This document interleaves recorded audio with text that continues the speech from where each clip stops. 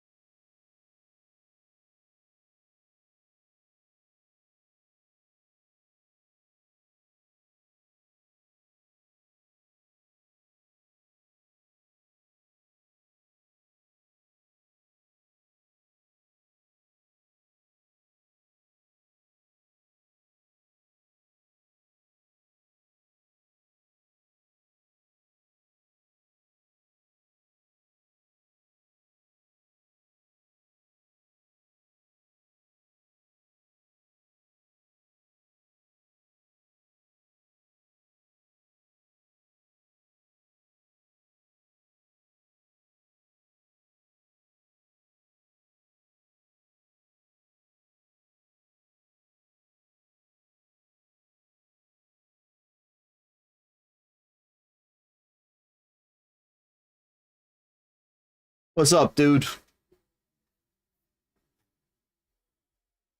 What's up, Mike?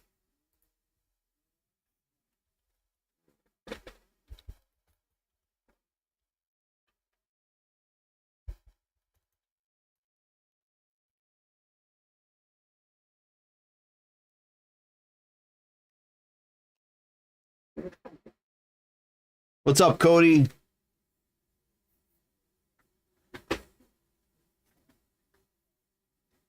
Oh, now you need the rear ones. Okay, hold on.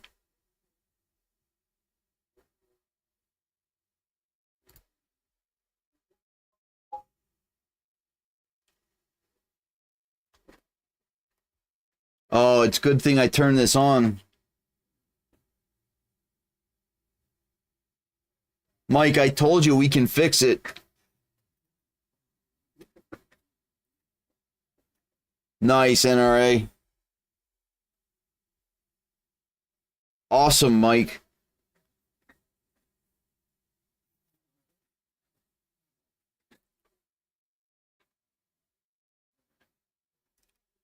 Part of the Voron case.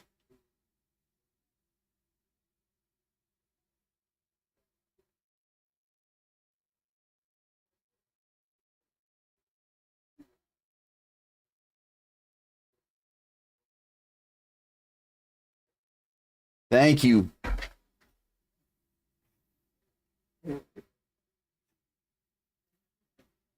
And it was the box turtle that did not do that. It was the 85X that did that.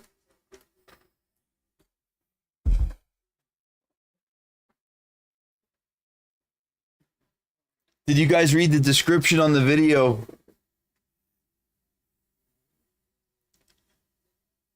Look at the description under the title. I was hoping to draw some people in that way. I hear you, Mike.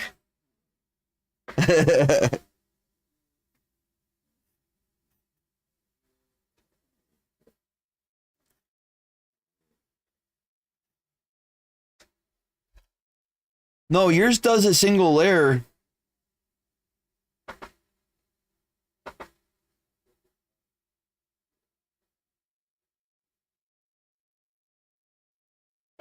Frick, yeah. Really?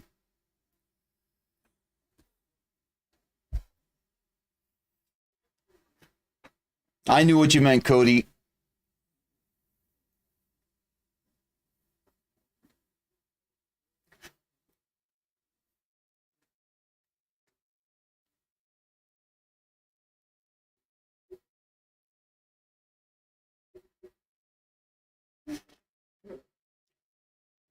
Oh, so what should we do tonight, guys? What should we print? We have some more parts for the Voron case that we could print.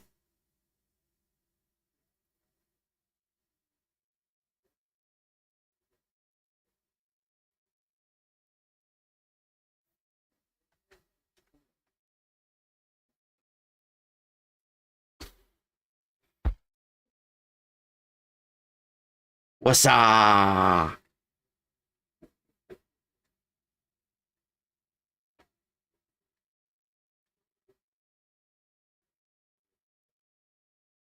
Okay.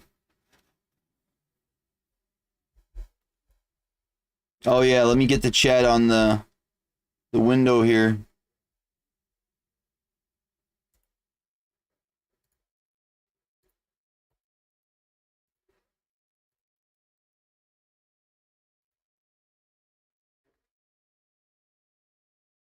I'm gonna have to message Fry then to see how he's doing.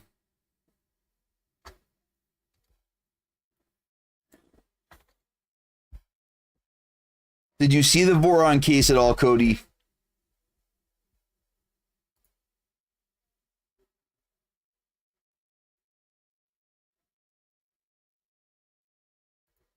Hold on, bud.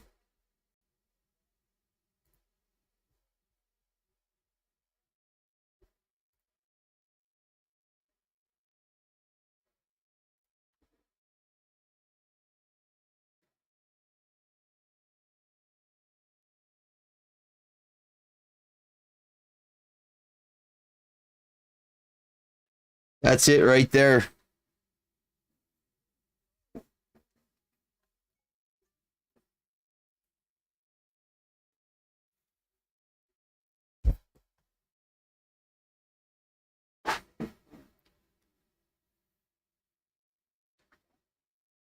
Yes, sir. I forgot to put in PC case.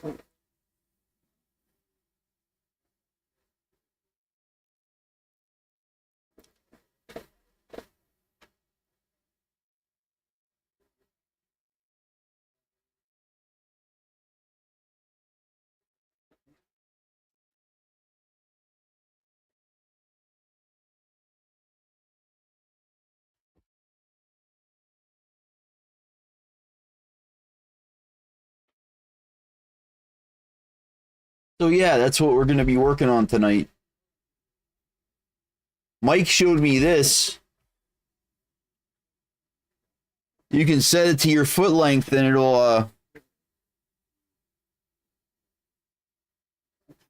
it'll make shoes for you. It's 2.6 kilograms.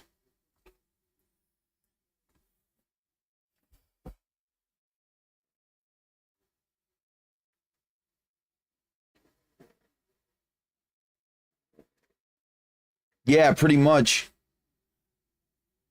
And it can use, PLA can be used for it.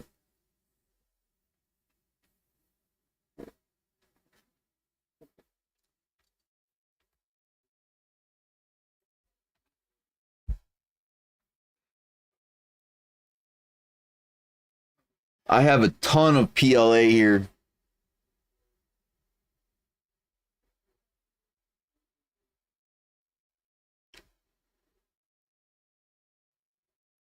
Nah. For the motherboard tray, I'm using ABS, but for the rest of it, I'm going to use PLA.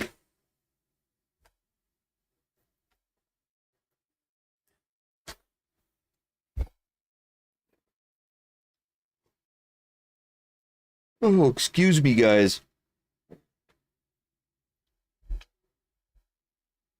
Yeah, Mike showed me this. I'm excited to print these.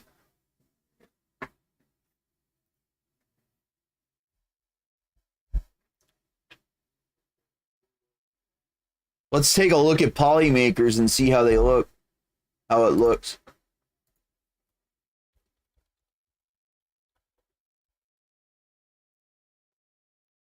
Holy shit.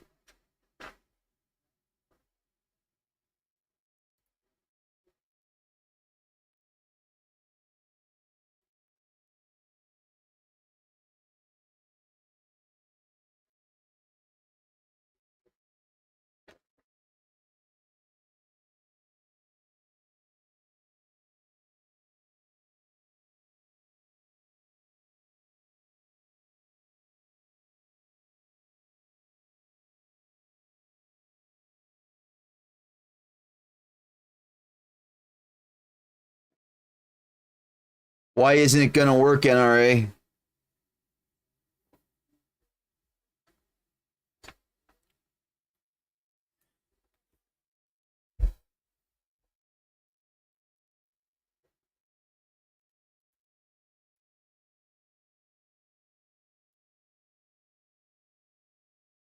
Oh. Okay.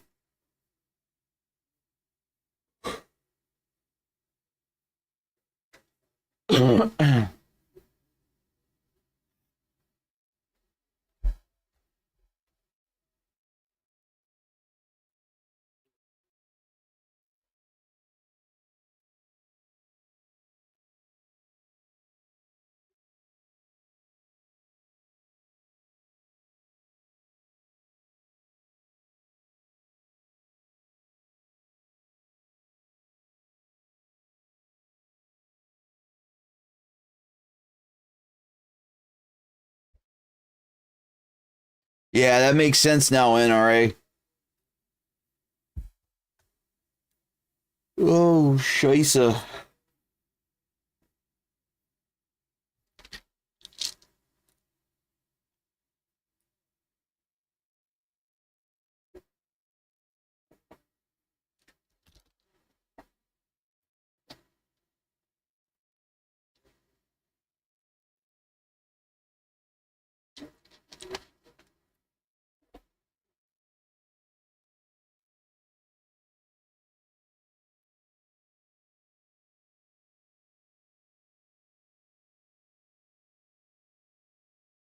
We'll do the checkout then. I don't want to dox myself.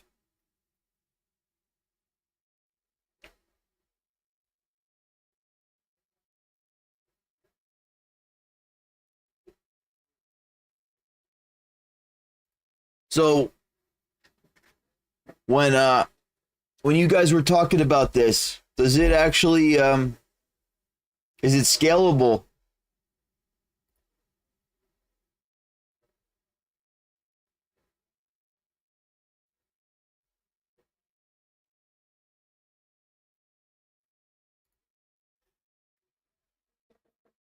Oh, okay.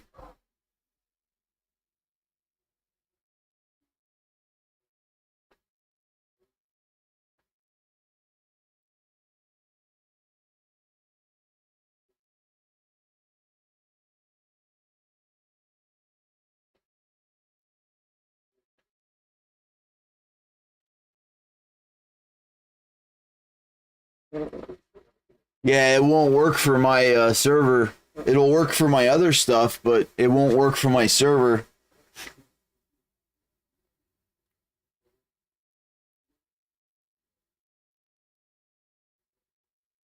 I need a 23-inch wide rack.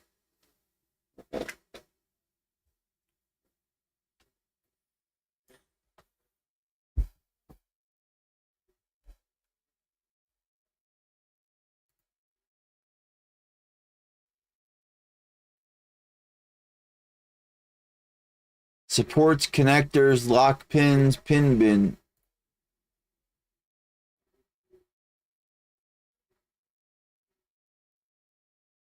Yeah, Mike.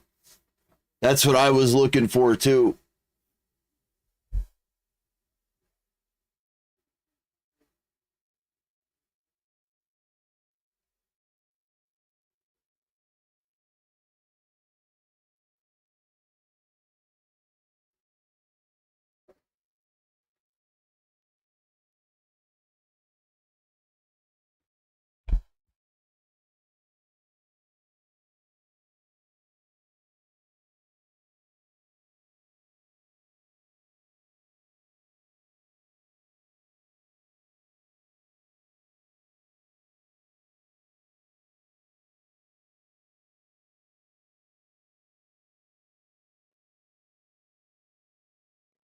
Oh, wow, dude. That's insane. That's a good price.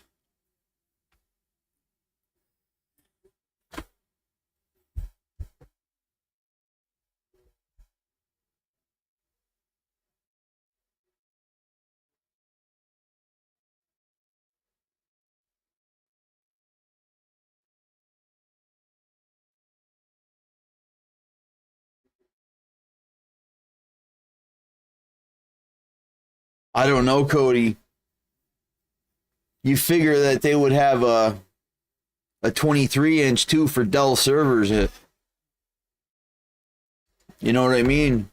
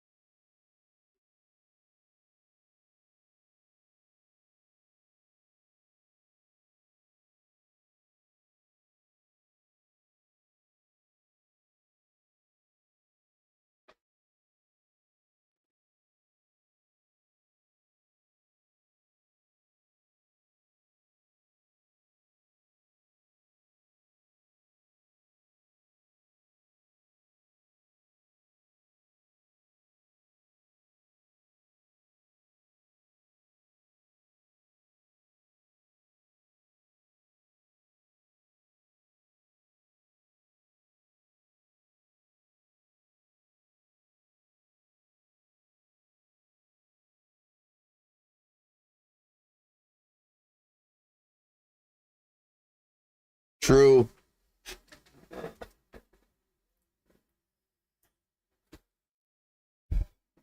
That's what I was thinking too.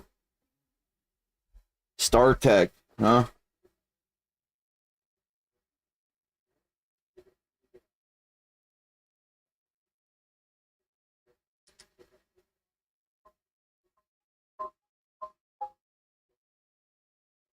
Let's see if they have it on Amazon.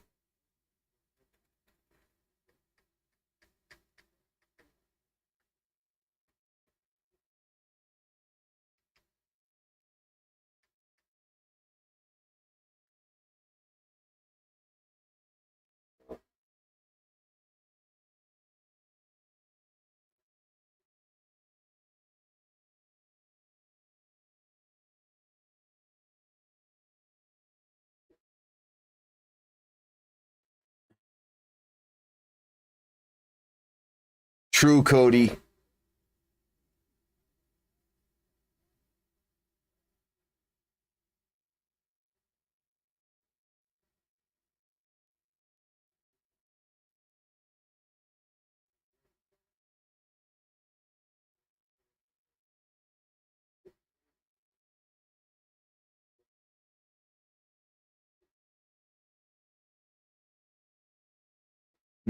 Everything's 19-inch.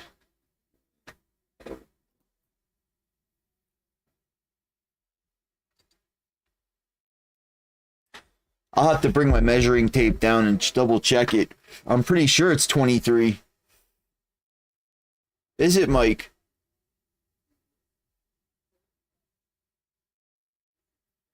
I'll be right back.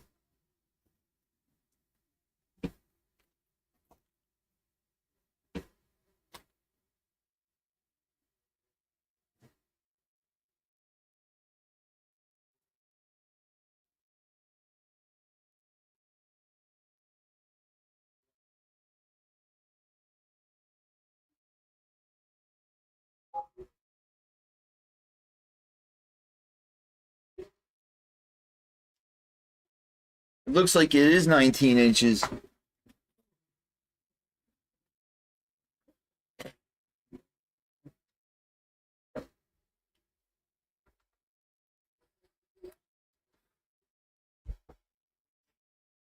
Yeah, Mike, I agree.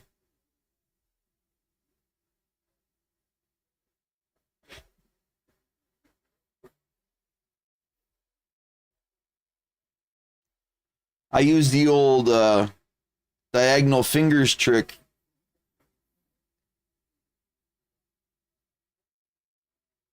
Yeah.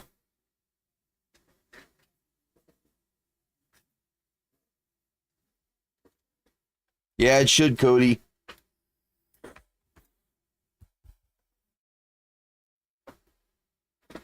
I'll need one hell of a shelf, at least supporting the back of it.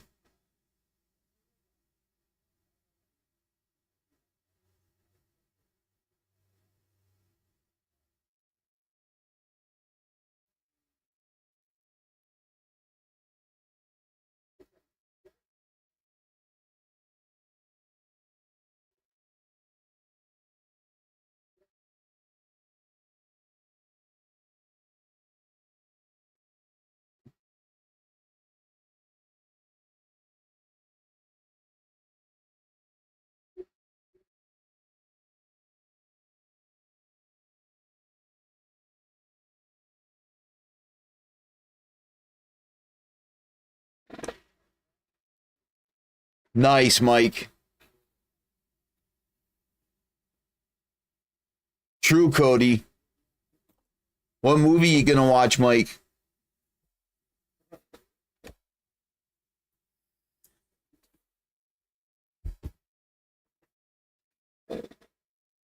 NRA.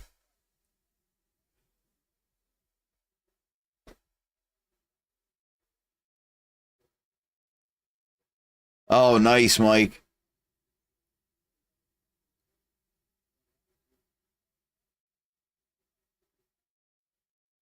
Oh, damn. That's all right. That's another view.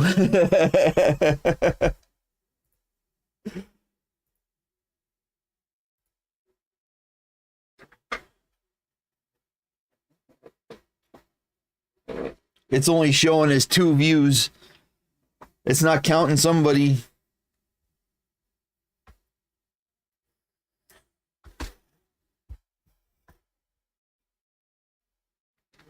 Nothing to print. Really, Mike?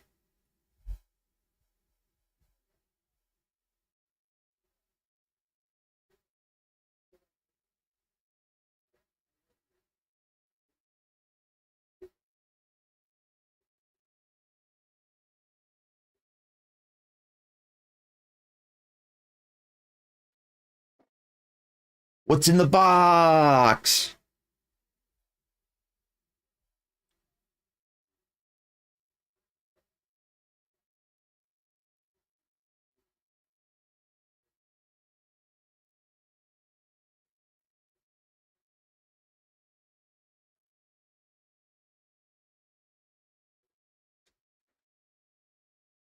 Wow, Mike.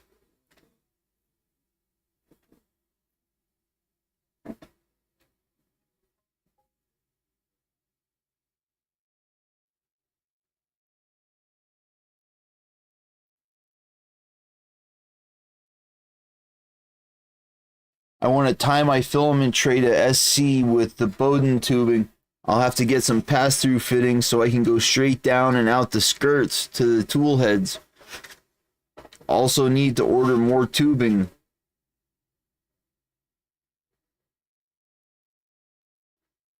That sounds interesting, NRA. Thank you, Mike.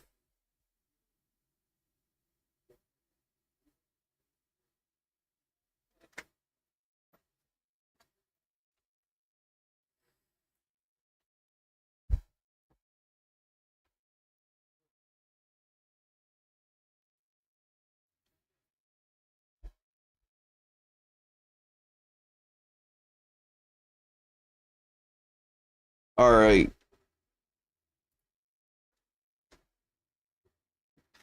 Wow, that's crazy, Mike. I can't think of a day when all of my printers were turned off last, except when a power outage was happening.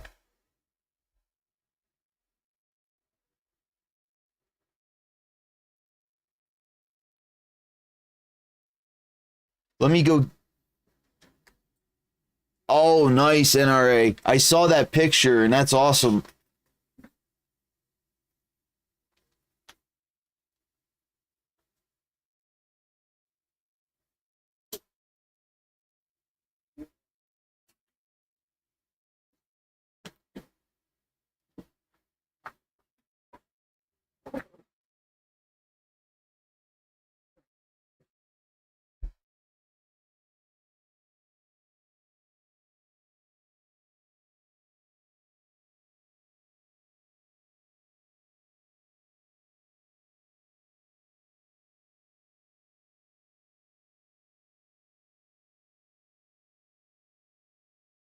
Cable channel bottom. Now we got to do cable channel top.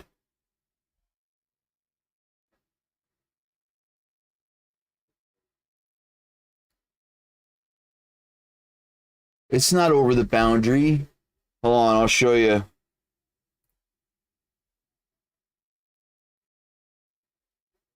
It's not over the boundary. It's just at it.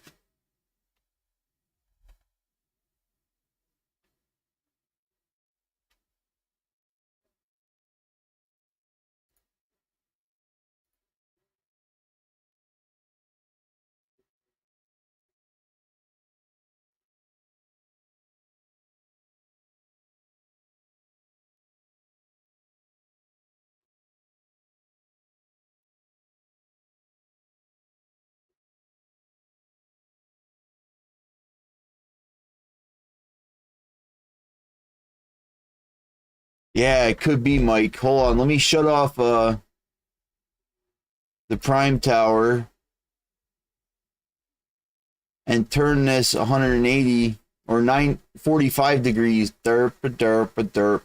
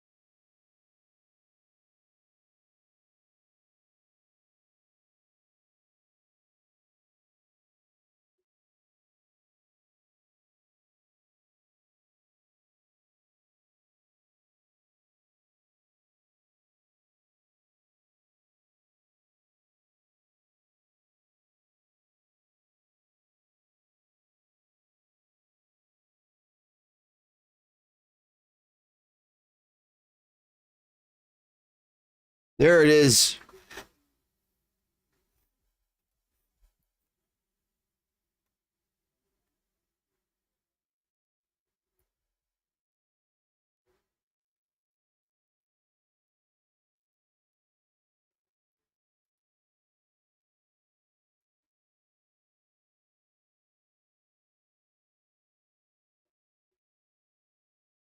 Which, this is where I always screw up. What should my threshold angle be?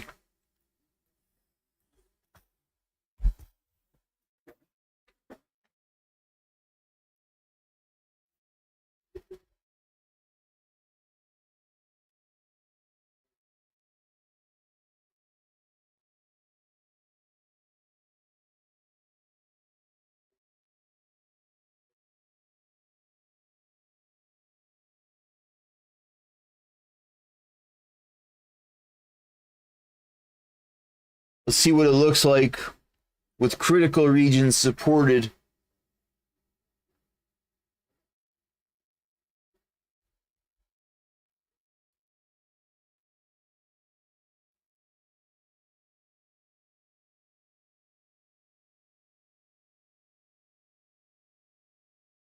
Worst that can happen is it doesn't print well.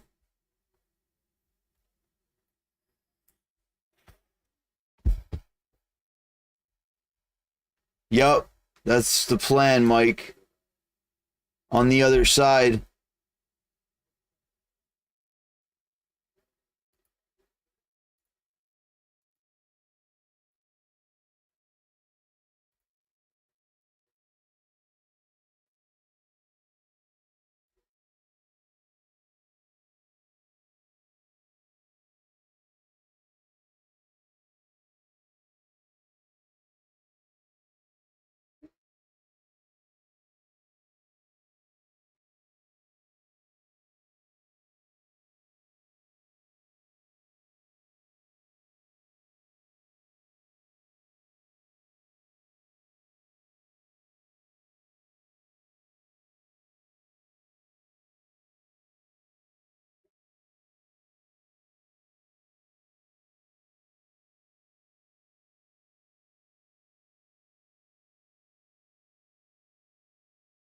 All right, let's see what it looks like now.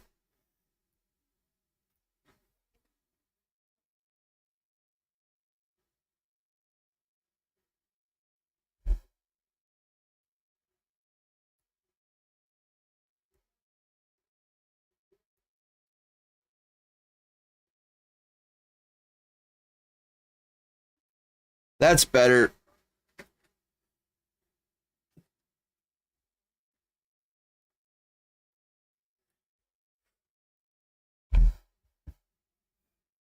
What do you think? Okay.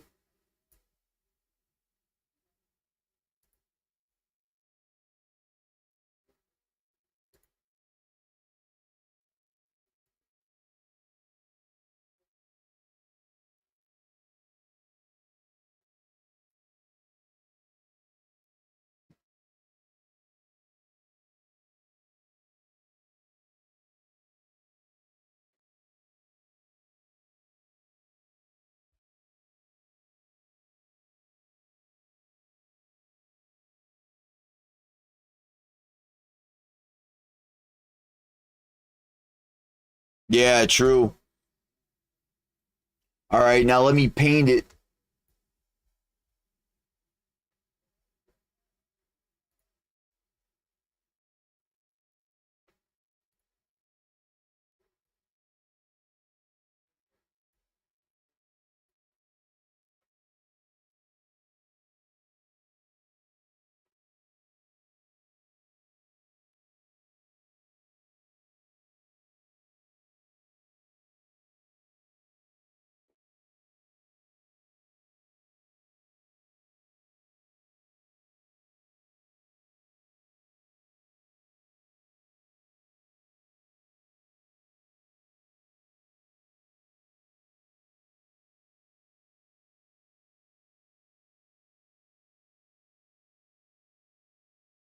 What do you think?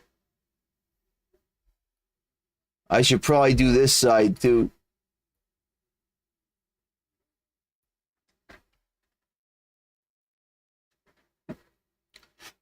It looks almost 3D, doesn't it?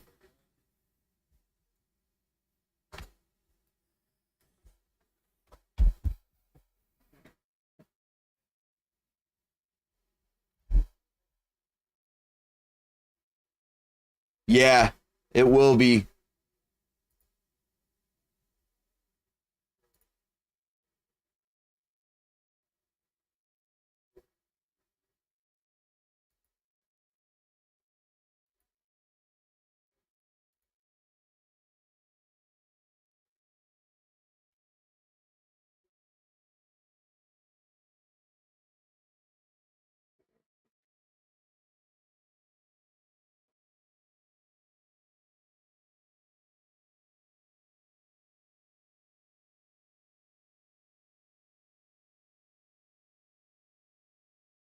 Nice.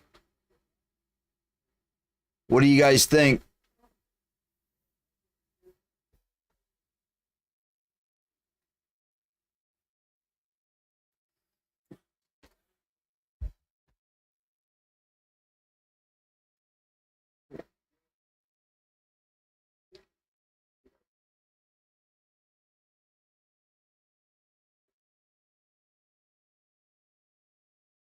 Okay.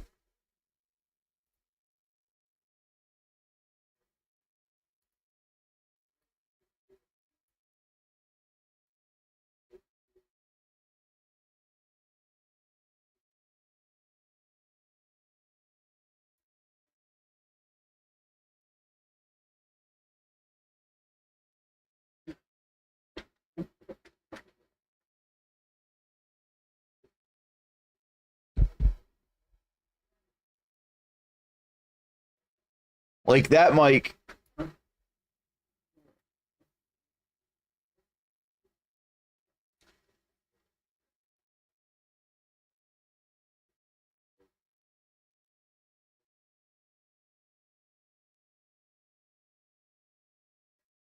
Give me a second. I'll be right back.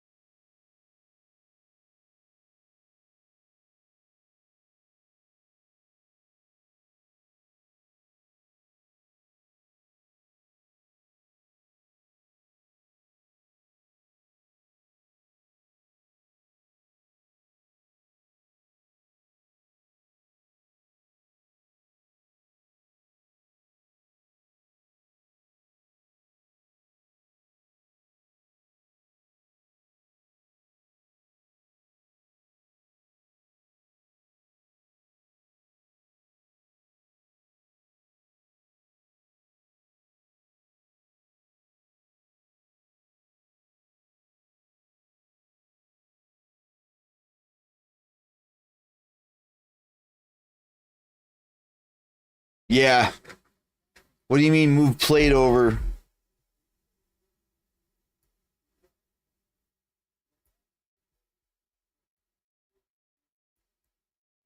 Like this?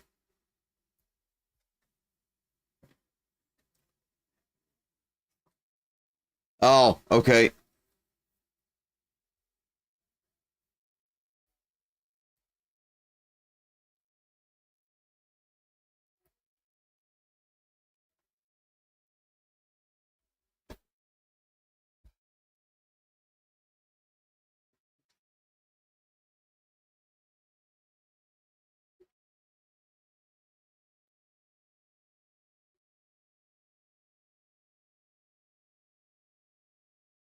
I have before for specific types of prints. I can't mention them on here, but I'm sure you can grasp what I'm talking about.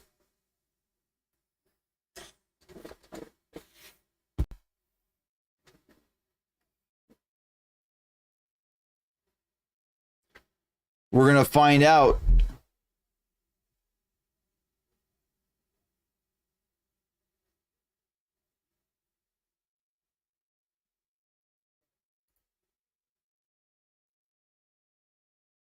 I hear you, NRA.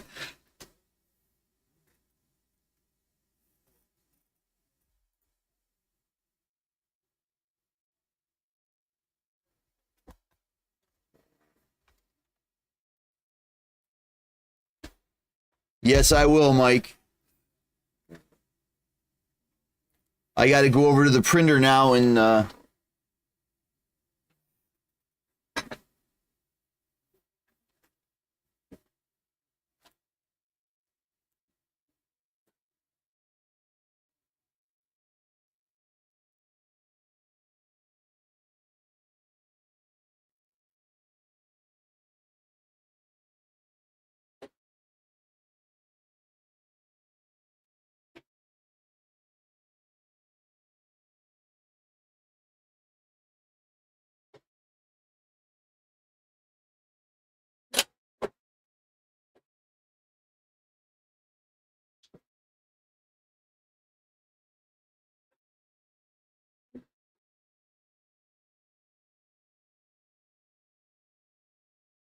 yeah, I hear you, Mike.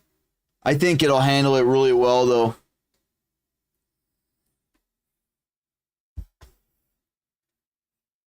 The resin printer wouldn't have enough room for this. At least mine wouldn't.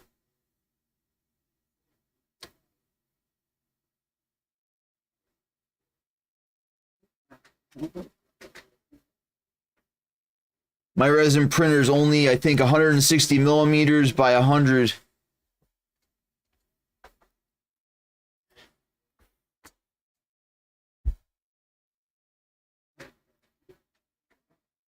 Okay. Saturn 2. Interesting.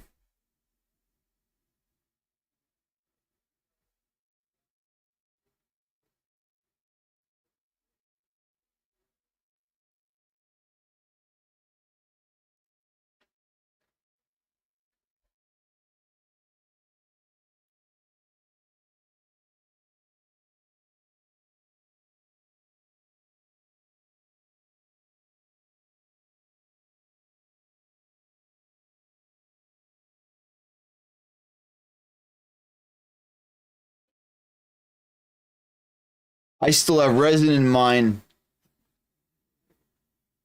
I use mine for printing the lenses for Stealth Burner, and I'm not using them anyway.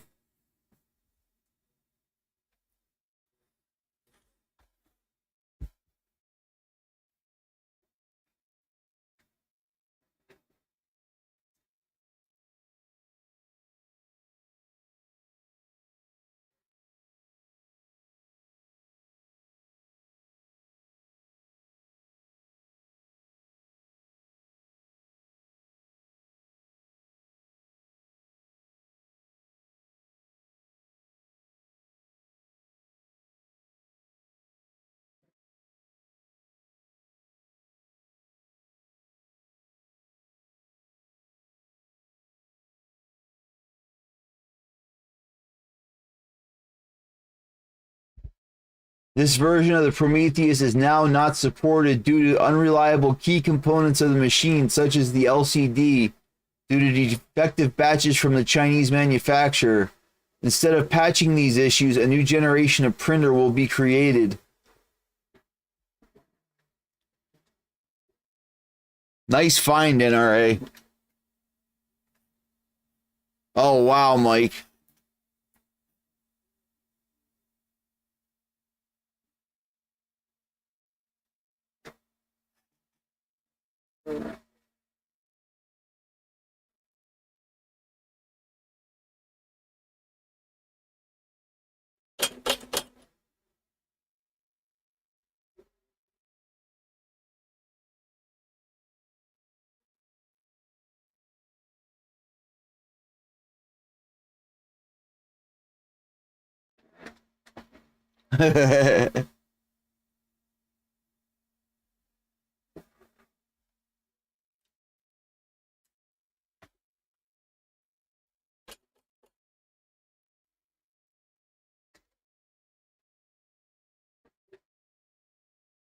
True, Mike.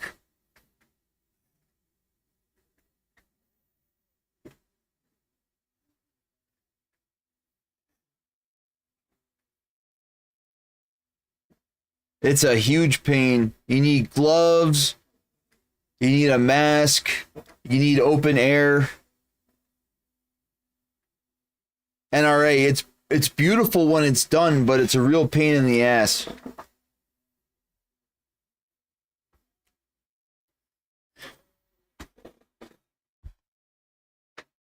Yeah, the clean, you have to wear gloves, you got to wear a respirator, eye protection.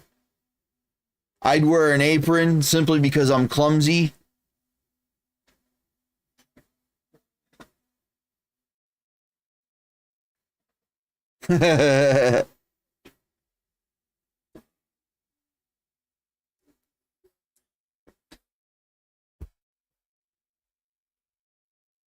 Let's see if we got a view of this.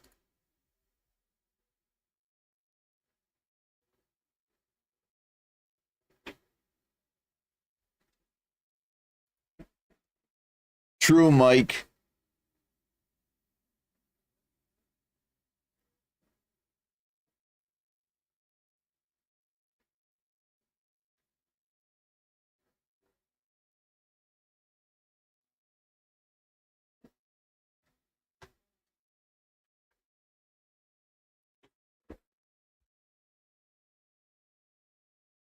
I had a nozzle clog yesterday on this thing. Boy, was that a pain in the ass.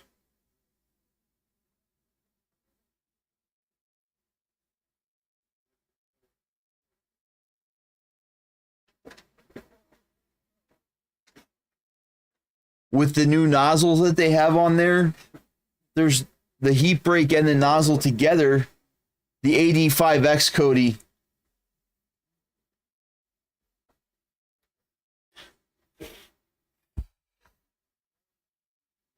That's why my mask turned out like shit. I had a partial clog on it, and then it turned into a full clog.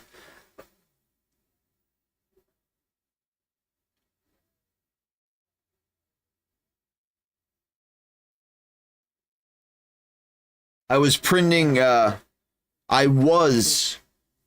with, hold on, PLA carbon fiber on a 0.4 nozzle just to see if it could do it. It can do it until it can't.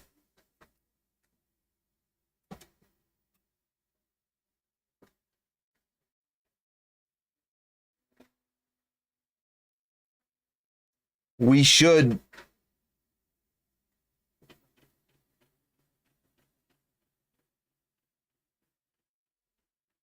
I can move that TV and everything back there. Yeah, Mike. I got you, bud. I know, but the point is that they had it recommended for that mask at a 0.4 nozzle. So I wanted to see if it could do it.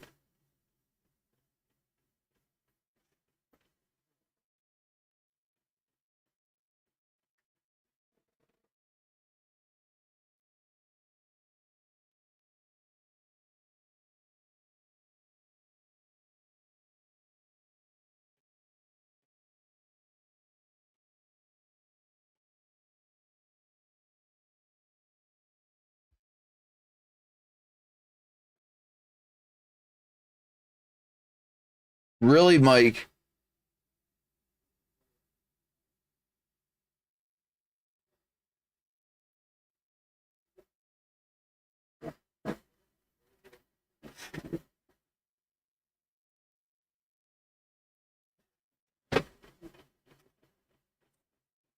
Let me show you what the back of the mask looks like. You can see where the clog started to happen.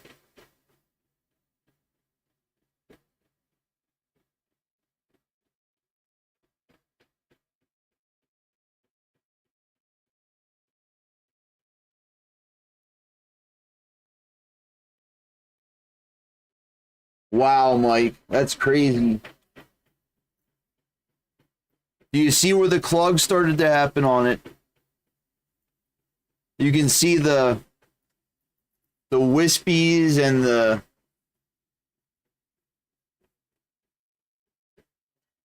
extra filament. Hold on.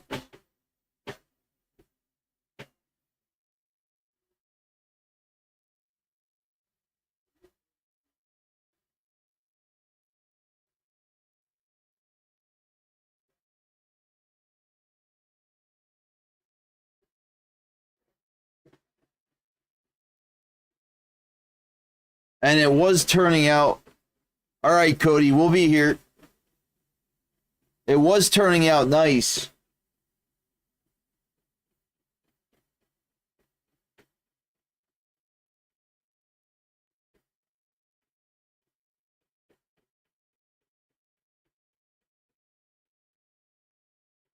And then it ran out of white. It paused there, and then we got a layer shift.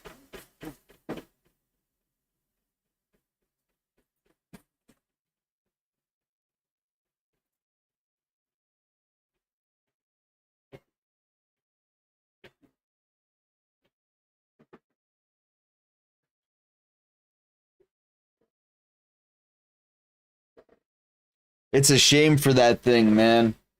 But I found out what I needed to know.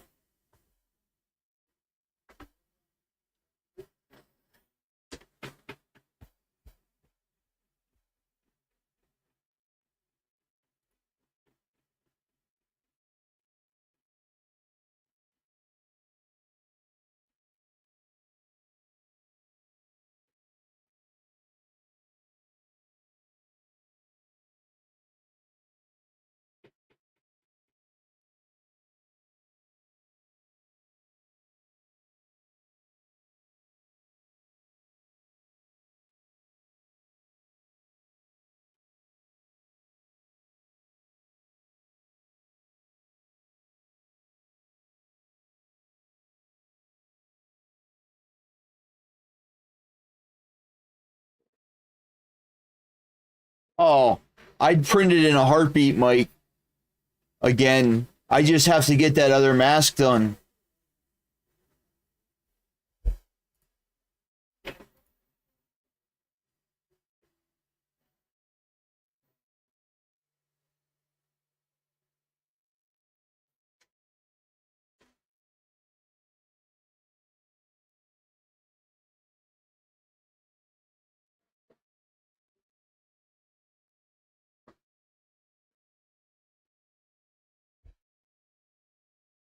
Nice, Mike. Yeah, it does have 5 colors. So that will be perfect. I just took one color away.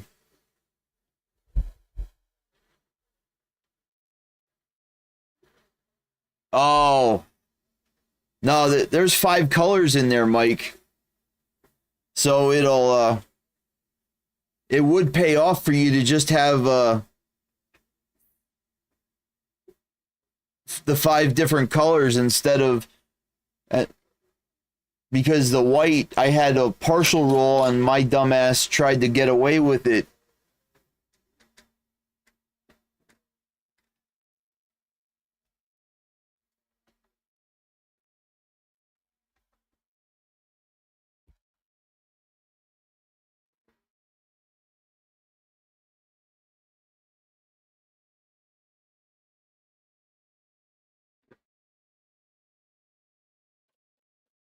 This is the top of the mask.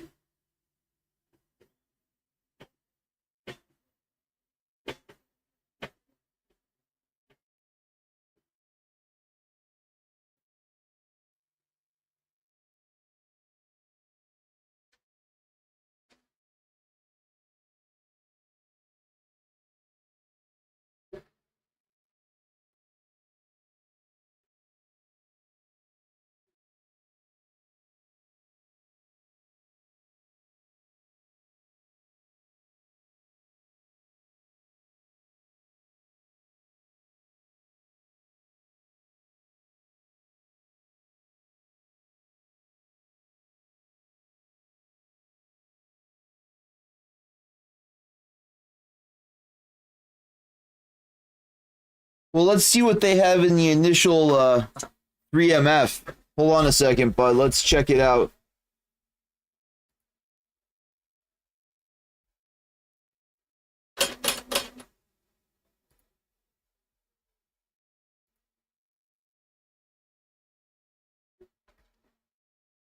There were 5 colors for sure.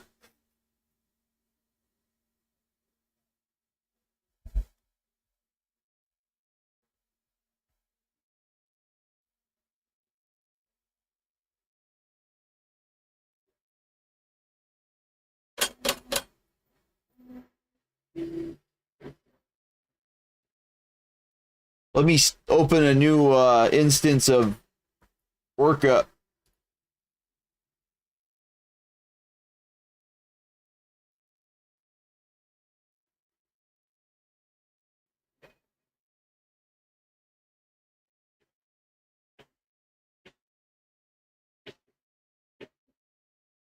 New project. Downloads.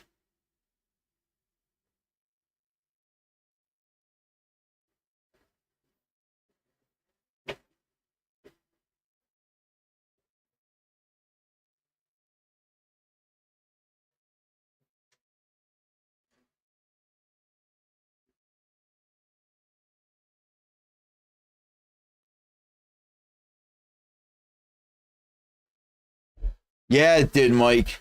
Holy shit.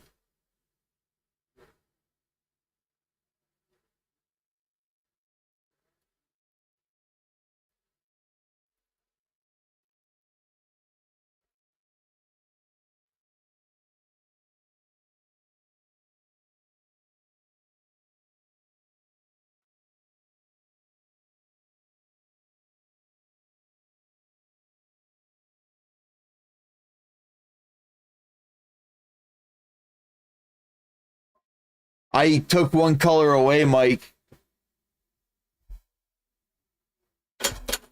Oh, it still opened it up with just 4 colors.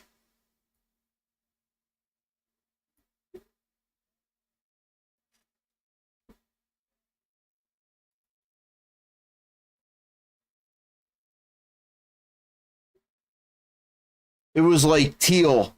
There it is.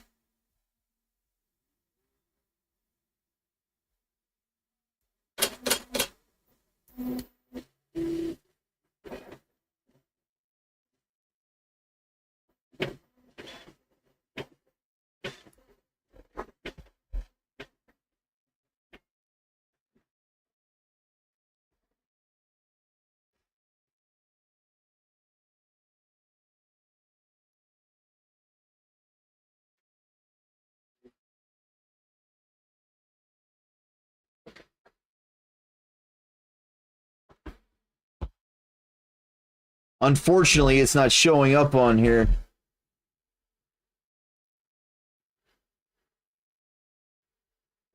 Hold on, let me try it again.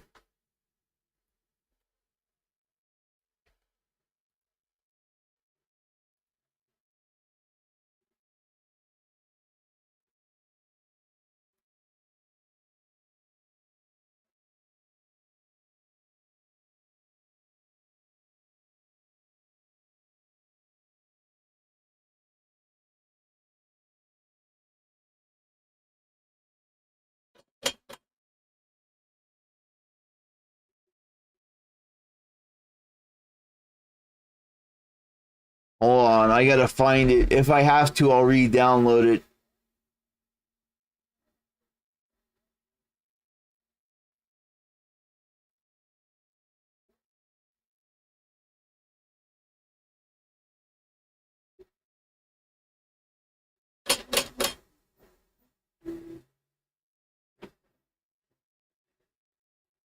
I'll just re-download it.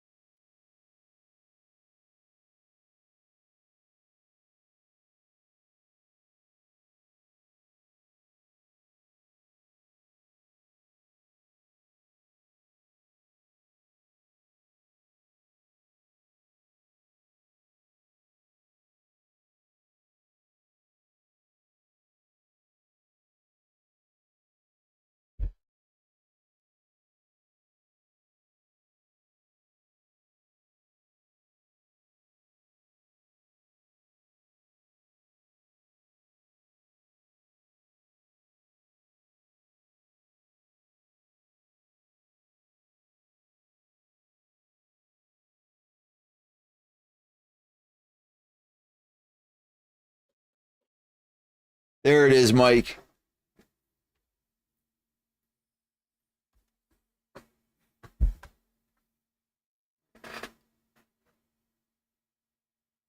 It's a highlight color.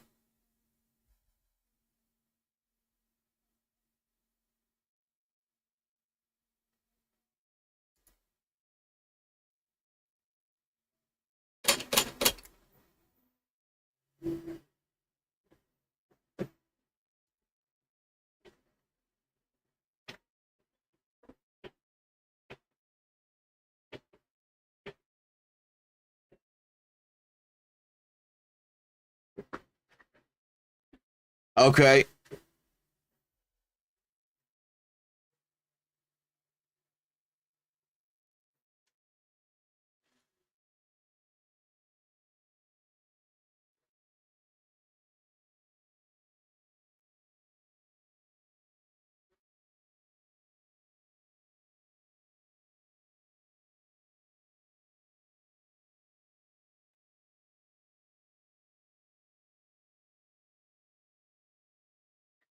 There's not much sticking out above the freaking, but it's enough that it's a pain in the ass to print.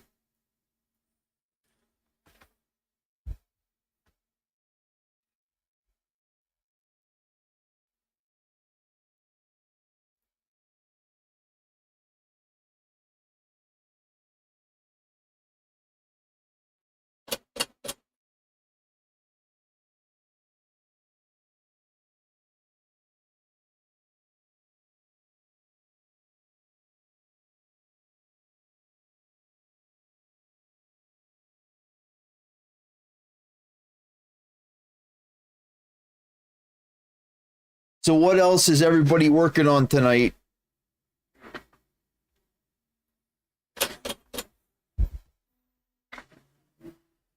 Let's get the Voron up and running now.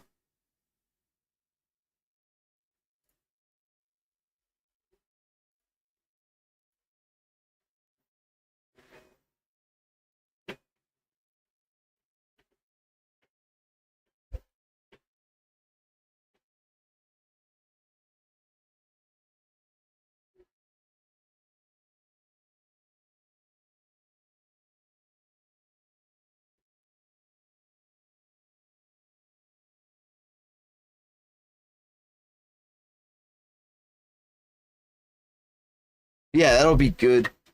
A blind joint drilling jig.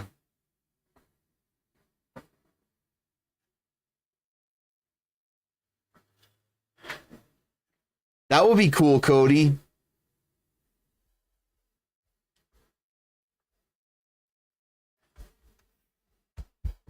Let me get this pumped out and then we'll do that.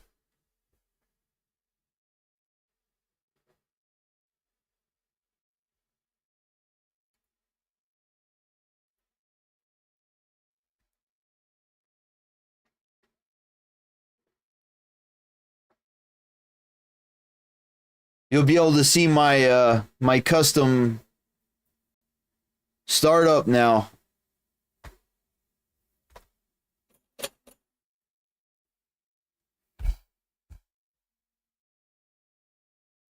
Oh, nice, Cody.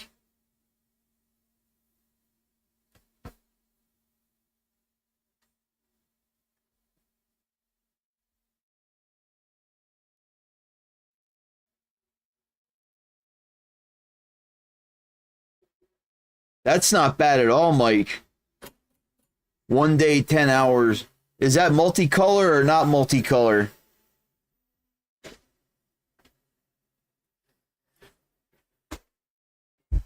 Nice, Cody. Hell yeah, brother.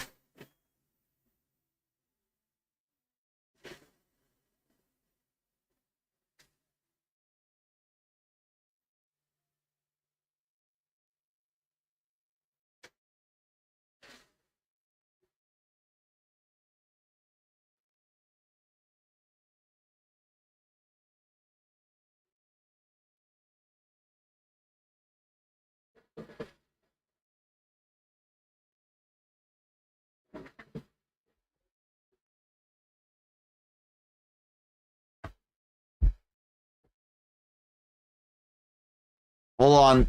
I'll post the link in the chat.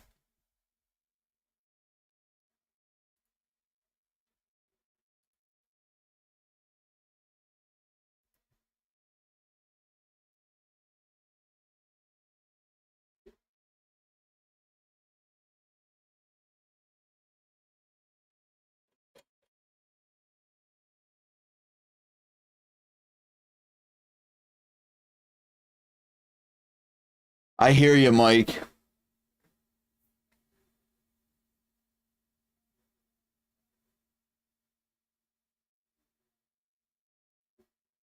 Yes, Cody. There is a rule that you have to do it wrong at least once.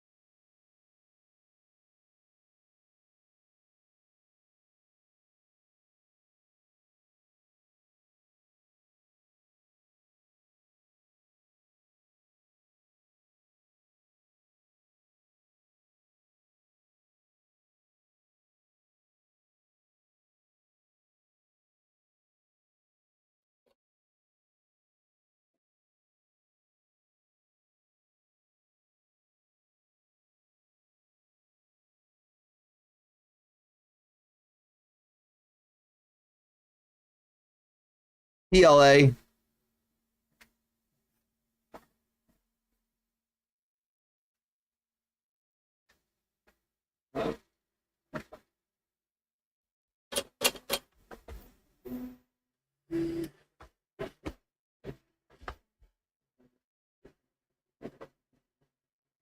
I should try it in ABS, but that'll be a bear with the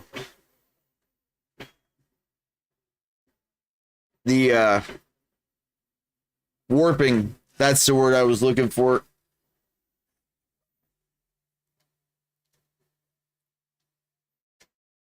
There's over 1 million triangles in it, NRA.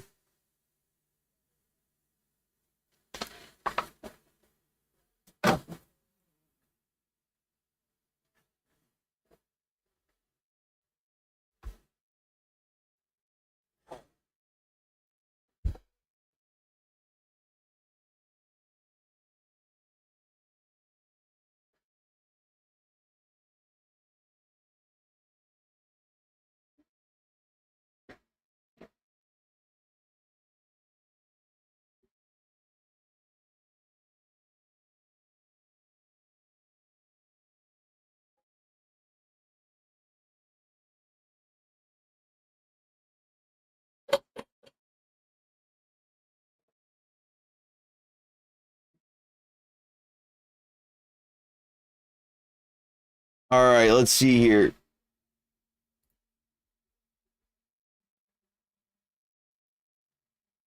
Let's see how it's looking.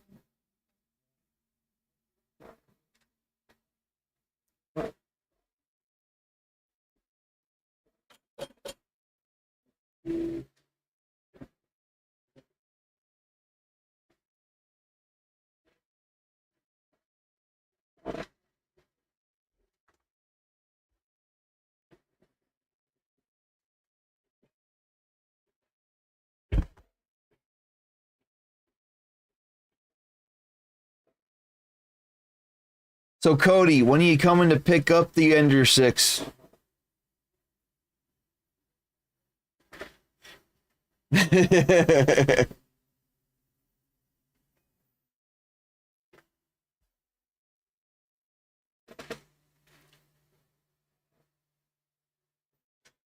Perfect. I was waiting to see the second Tuesday of the week.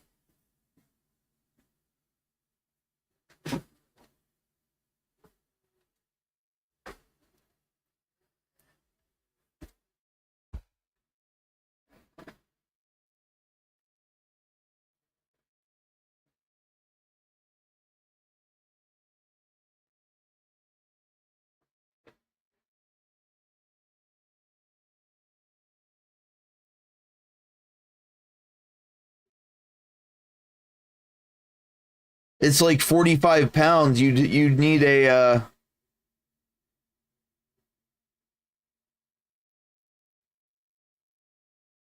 wow, NRA. On here it's 2,700 tool changes. Cody, it's 45 pounds. You'd probably have to ship it by pallet.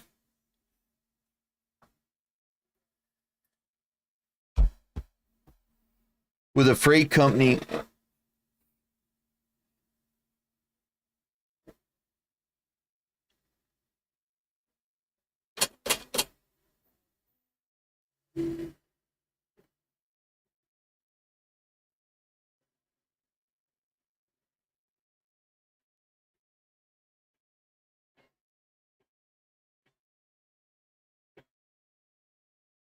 Oh, NRA, I got you.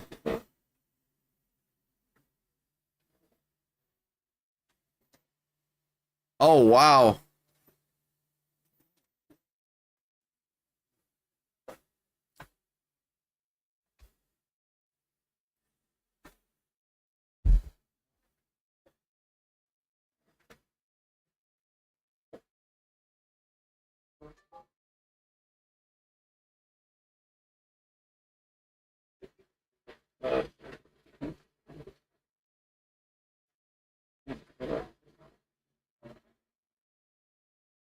Oh, we got an error.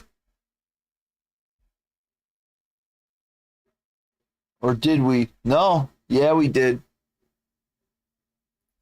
Let's see what the error was. Oh, okay. I have to redo the wiring on my beacon.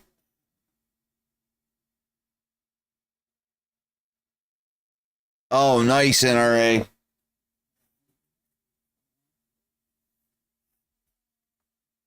Be like, ship this and like it, sucker.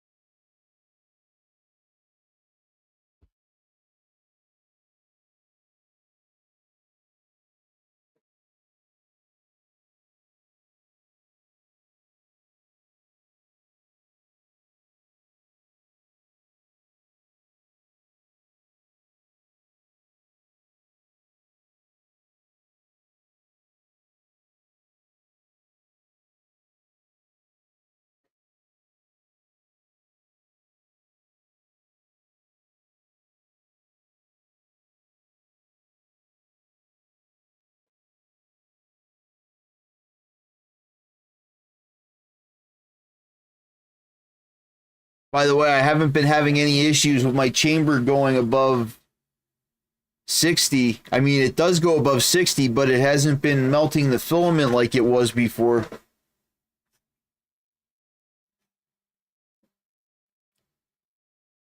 Oh, nice, NRA. Slow and steady wins the race.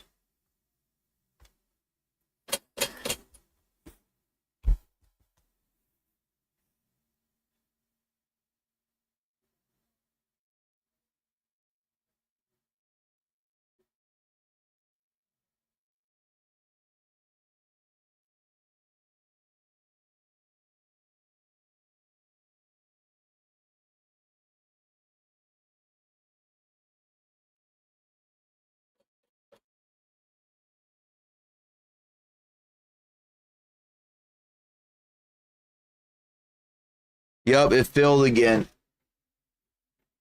Hold on, let me heat it up and let it sit for a while.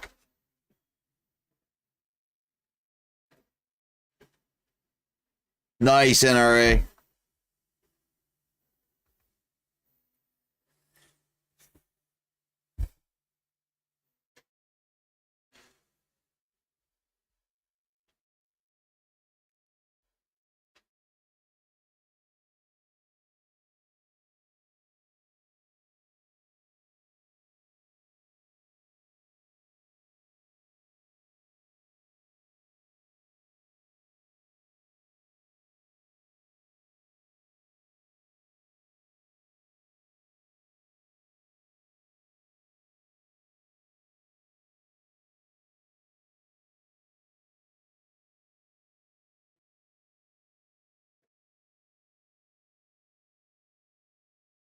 Oh, man. I can't wait for those outlets to be put in. Holy shit.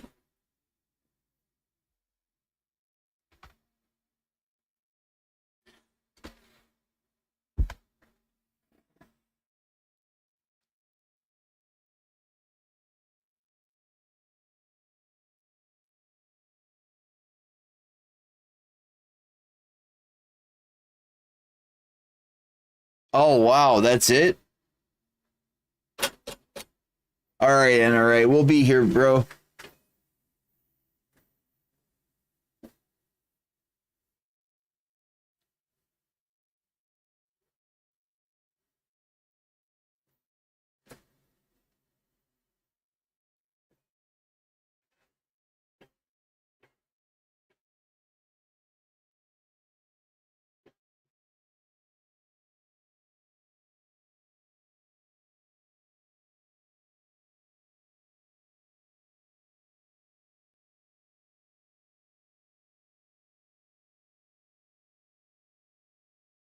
It's getting a little cool down here, boys. It was only in the 60s here today.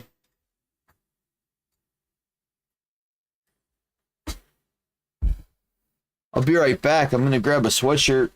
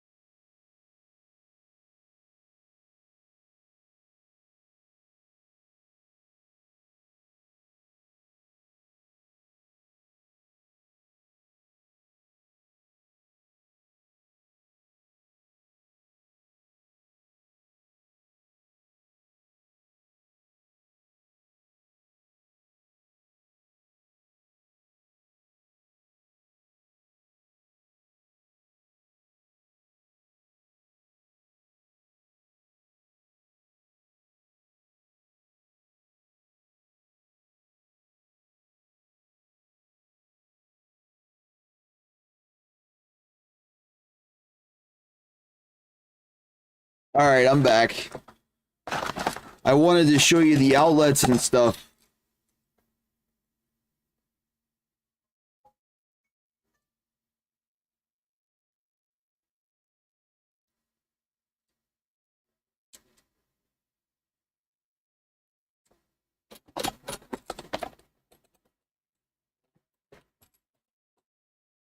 I got 10 of those.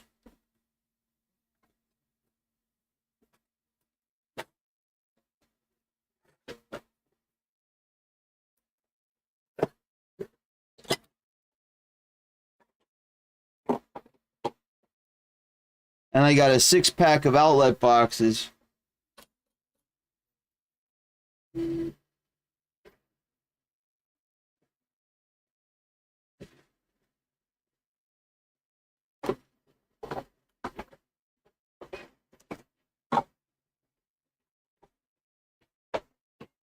I'm excited to have the extra outlets back here.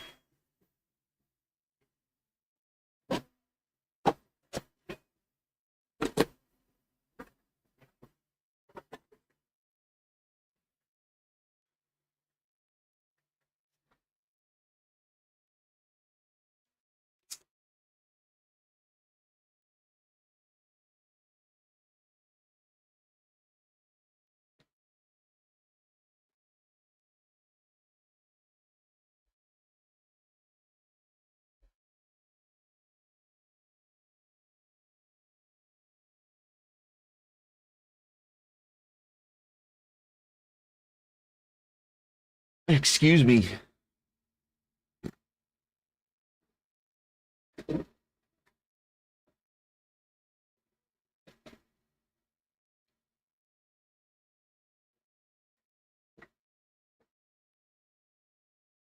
And I got two 20-amp breakers, so I can install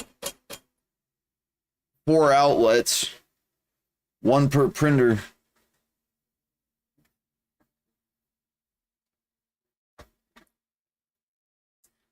I actually could, from what I've been reading, 20 amps can run 3 printers, but I don't want to push it that close.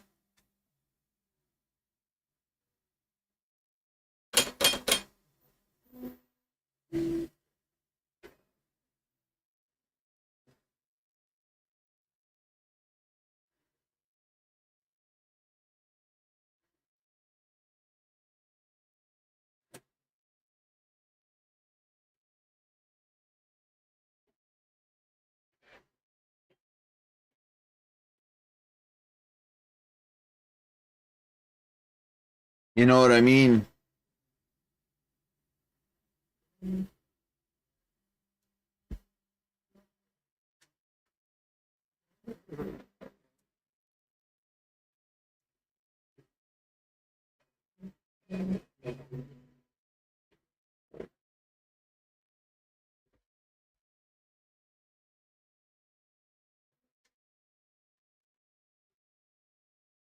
Holy shit, Cody.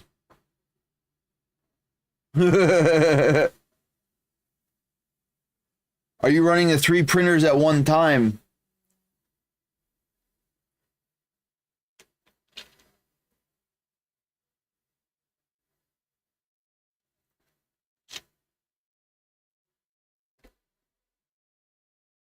Wow.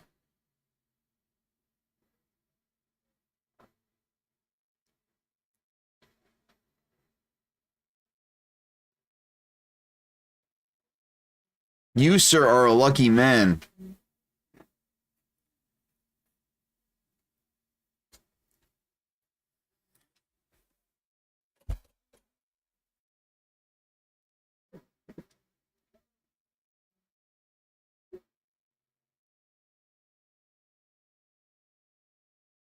Okay.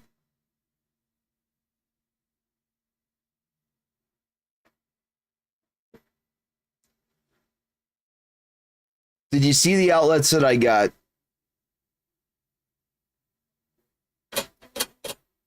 I got the ones like hospitals use. Yeah. They have the side.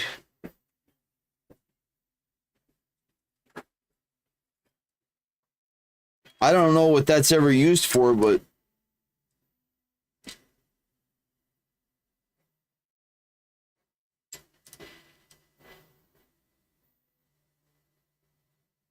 just in case.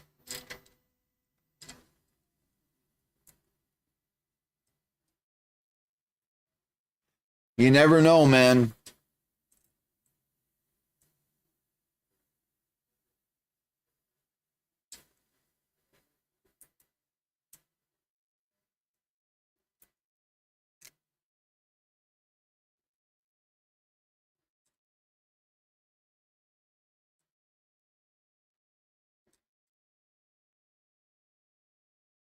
If I ever have to plug in hospital equipment here, it'll be easy enough. Welcome back, Mike.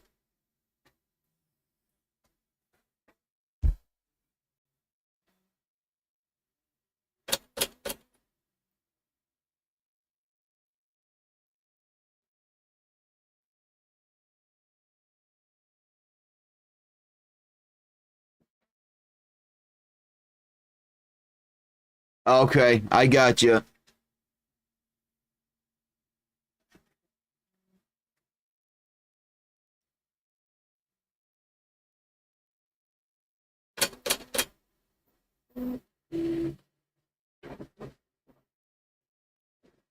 What do you use, Mike? Hairspray.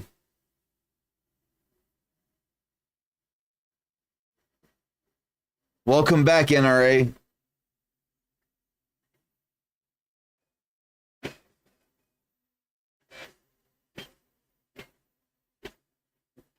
I showed off my outlets and my outlet boxes. Oh, okay, Mike. Cody, if you're gonna get one, don't get a cheap one.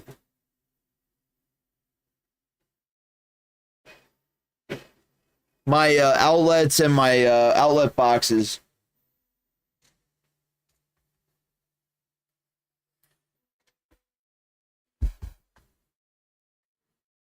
Oh, NRA, I got you, bud.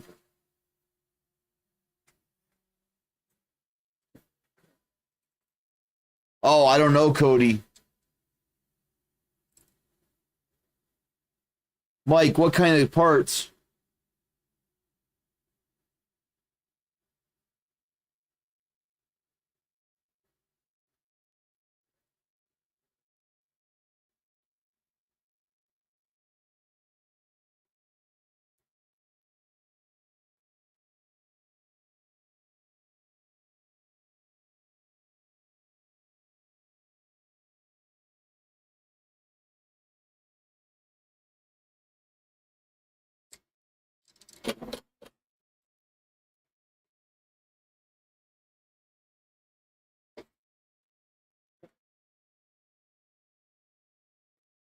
Okay, Mike, I got you.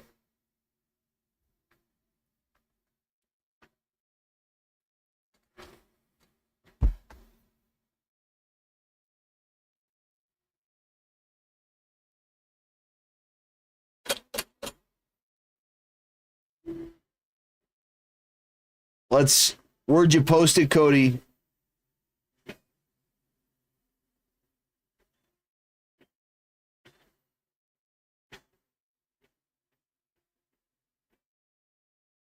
Thank you.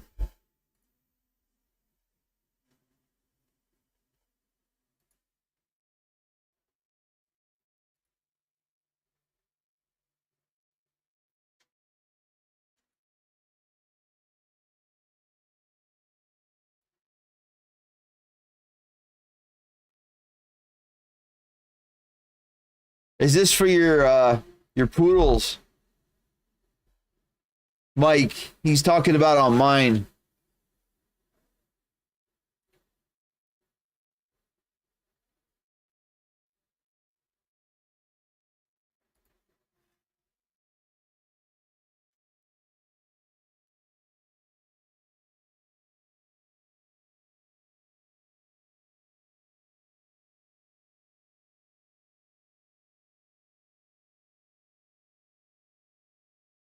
That's a killer design, dude. I like it. I don't know what's what, but it looks cool.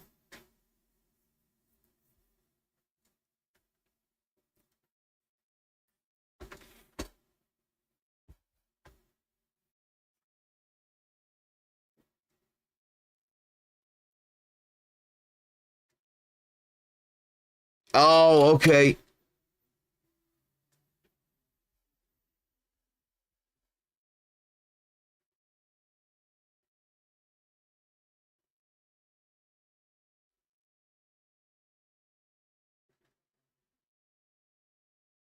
That's smart using a fish filter. Nice. Hell yeah, dude.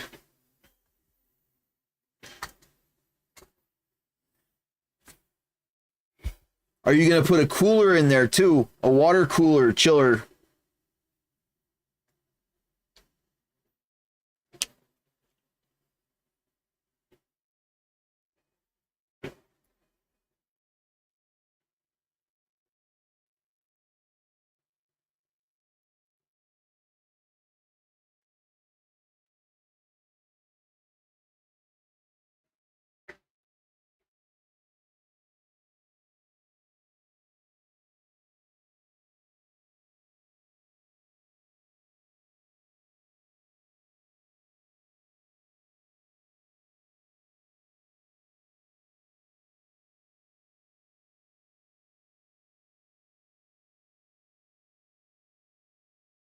That would be awesome for them on a hot day.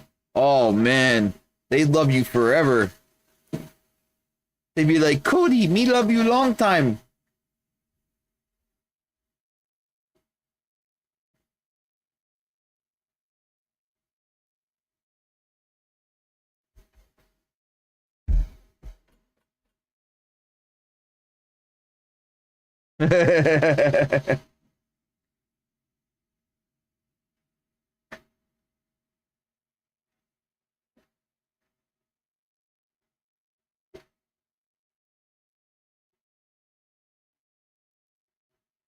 Can you hear the CPAP when I talk?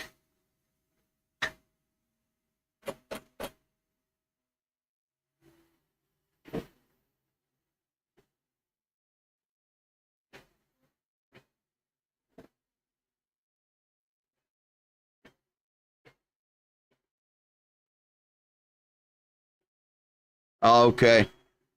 I was kind of hoping you could hear it.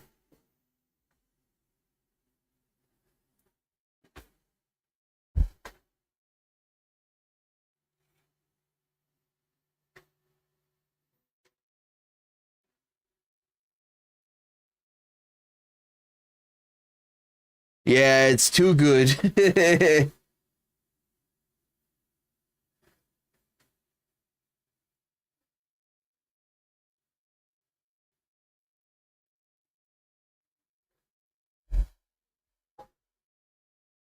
All right, let's see here.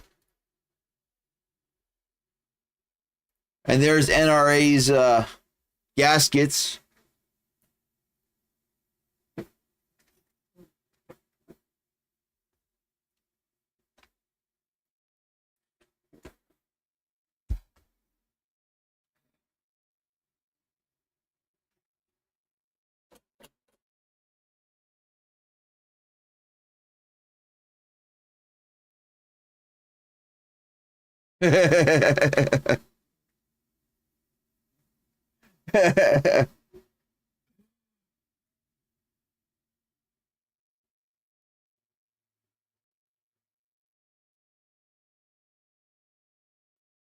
Really, Mike?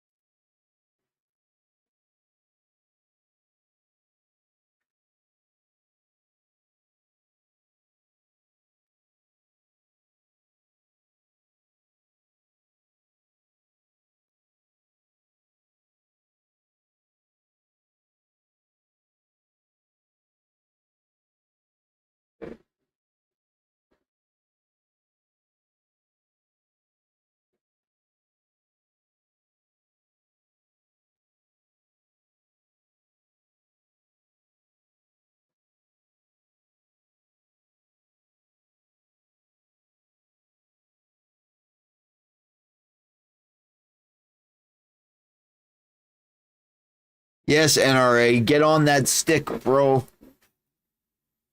I'm waiting to hear. Shut the hell up. Oh, nice.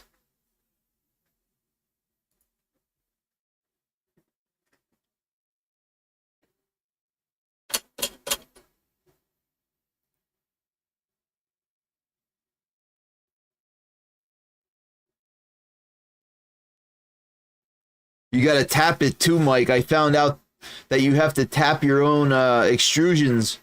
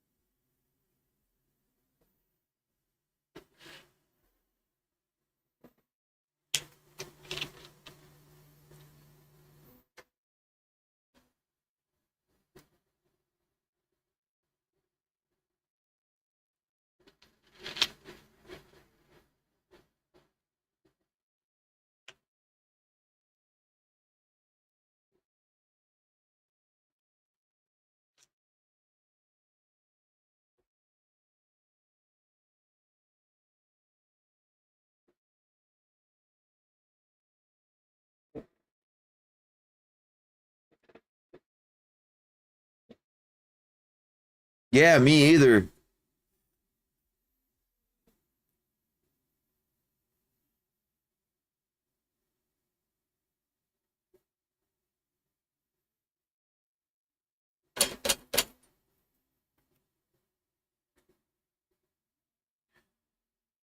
Let's look this up.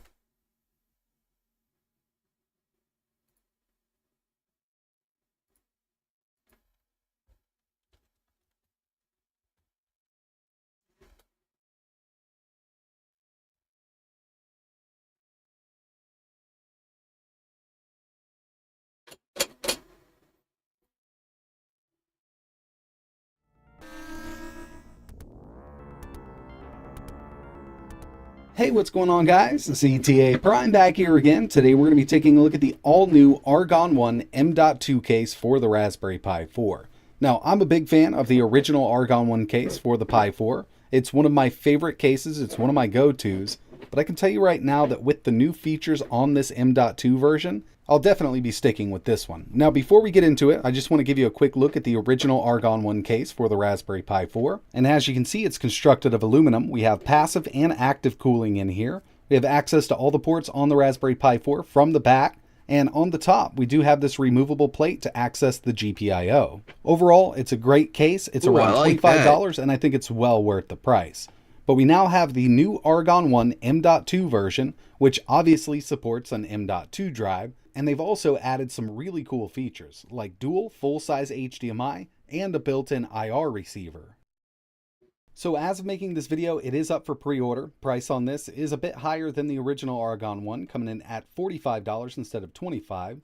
And inside of the box, you're going to receive the case itself and the Argon 1 user manual. This has full instructions on how to assemble it, and it also tells you exactly how to install the scripts to control the fan the M.2s on the new Argon 1 case. So let's take a look at this case. It is a bit taller than the original Argon 1. They've had to add some extra space in here to add an M.2 drive on the bottom. And I do have to mention that this does not support NVMe SSDs. It'll only do up to SATA 3 M.2 SSDs, but UASP is supported for the Raspberry Pi 4, and this maximizes the high-speed data transfer for the Raspberry Pi 4 over USB 3.0. So obviously there is some assembly required with this case, but it's pretty easy. We have this little breakout board here, micro HDMI to full. You guys want to watch this video? Audio jack.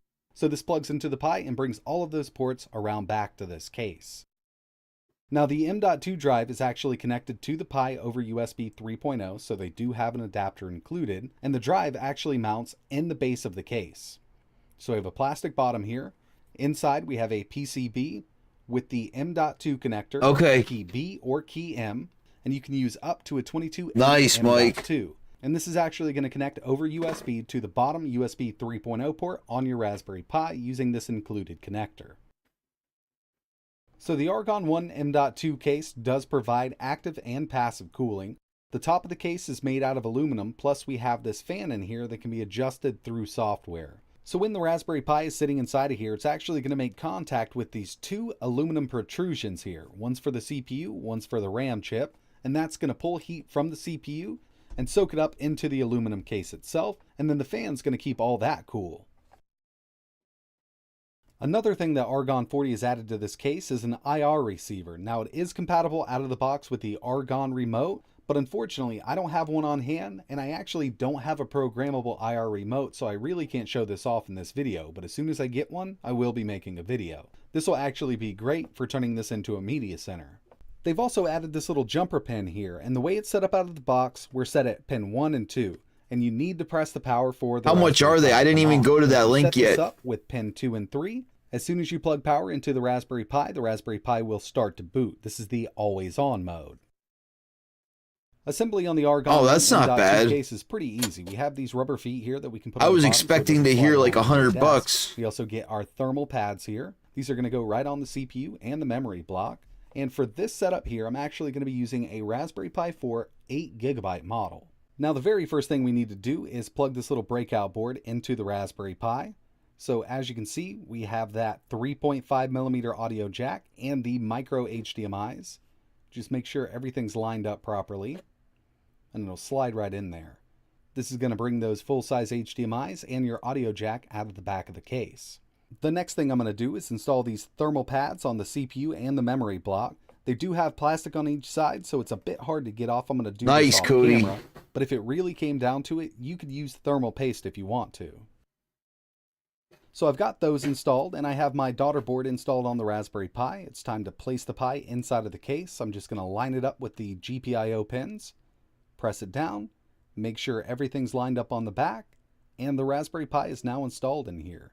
We do have a few screws that we need to put in the Raspberry Pi to hold it down inside of the case, but keep in mind the outer 4 screws here are going to come in through the bottom of the plastic shell when we put the bottom of the case on. So leave those empty until we put the lower half of the shell on. So I've got my Raspberry Pi and daughter board mounted up inside of the case. It's time to move on to the bottom half of the shell. Like I mentioned, NVMe drives will not work, so I would pick up a SATA 3 M.2. You can get these silicon power ones pretty cheap. This is a 256GB version. I'll leave a link in the description in case you want to pick one of these up, because I'm 100% sure that it does work with this case and the Raspberry Pi 4. This is what I'm going to be running my operating system from. And personally, right now as it sits, I prefer using Berry Boot because I can install different operating systems super easily. We're still going to need a micro SD card in the Raspberry Pi, but that only contains the boot files and Berry Boot. As soon as we start into the operating system, everything's going to be running from the M.2 drive. But if you do want to flash the EEPROM on your Raspberry Pi 4 so you don't need a micro SD card, this case will work. I just personally prefer using Berry Boot because I always have a fallback, and it makes it super easy to install several different operating systems to a single drive. So I think I got everything ready to go. All I need to do is insert my micro SD card in the Raspberry Pi 4, and unfortunately you cannot access the micro SD from outside of this Argon 1 M.2 case. That's one downside that I'm seeing so far. Oh, that's awesome. It's easy to pull this bottom back off and get right to that SD if you ever need to replace it or change it out. So I've got the bottom on, I've installed the rubber feet here so it doesn't slide around. Last thing I need to do is plug in the USB adapter. It's going to go into the bottom port on the Raspberry Pi 4, and this is going to connect that M.2 to your Raspberry Pi 4. Wow. So boot times on this thing are crazy fast. Now I am using Berry Boot here, so it does have to read that micro SD card at first, but as soon as we get into that operating system, this thing is lightning fast to boot up. So if you are on the new official version of the EEPROM, you can boot without a micro SD, and boot times are going to be crazy fast. But even just using Berry Boot, this is so much faster than a micro SD card, and it's ready to use as soon as the desktop pops up.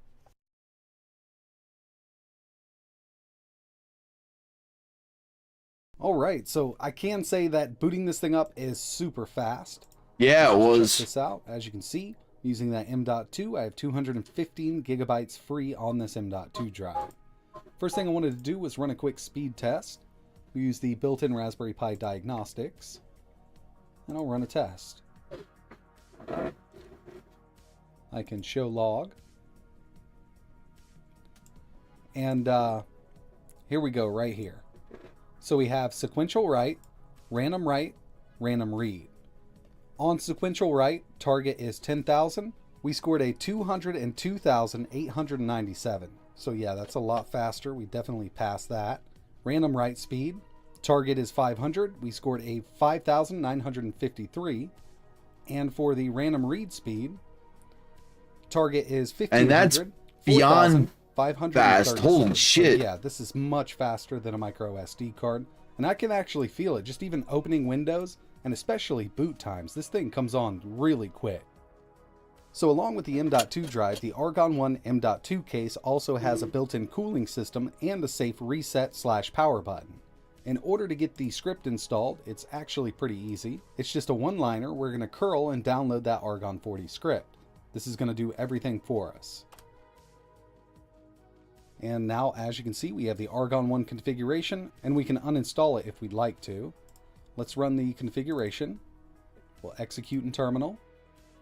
And I'm going to remove the existing configuration because I want to set up my own. Number 1, always on. Number 2, adjust the temperature so we can set the fan speed at a specific temperature from 55 degrees Celsius to 65 degrees Celsius. Customize behavior and cancel. Let's go with number 2.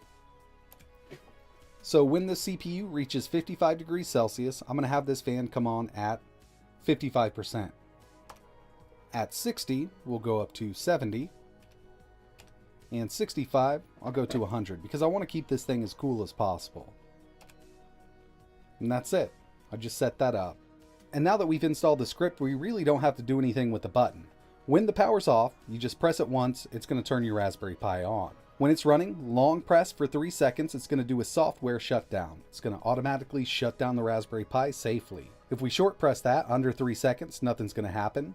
Double tap, it'll do a reboot. And a long press for over 5 seconds, wow, it'll force shut down. And that's not a safe shutdown, it's just in case nothing else works. And that's already set up because we installed the Argon 40 software. Okay, so the M.2's working, power button's working, we've set up kind of a fan curve with this Argon 1 configuration. I think all that's really left to do here is some thermal testing. And I used Stressberry to get this done. So I'm going to start it here. This is going to stress out the CPU for around 10 minutes. It's going to give me a log in the background. Right now, I'm at 1.5 gigahertz. That's what I'm going to be testing at for the first test.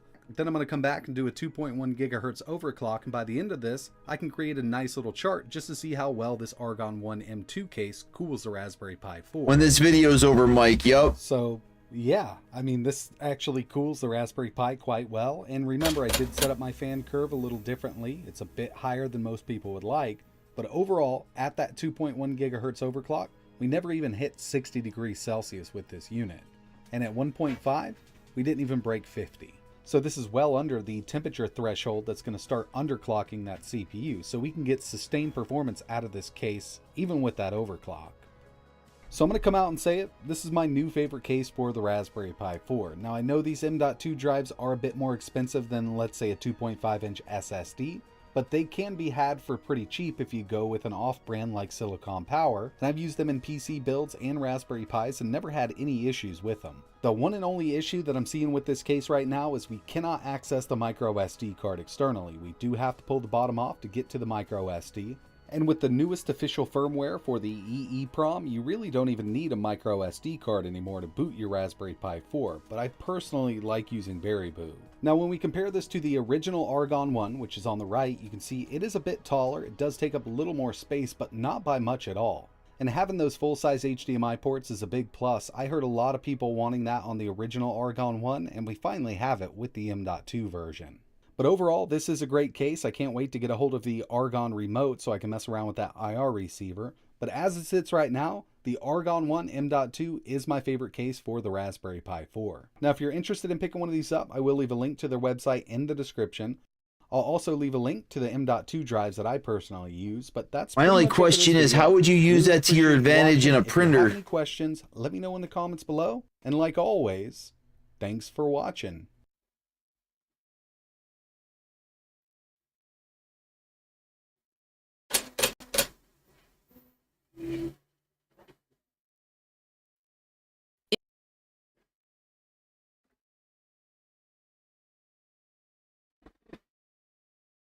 Yeah, I forgot about din mounts. Look at Cody, always on the ball.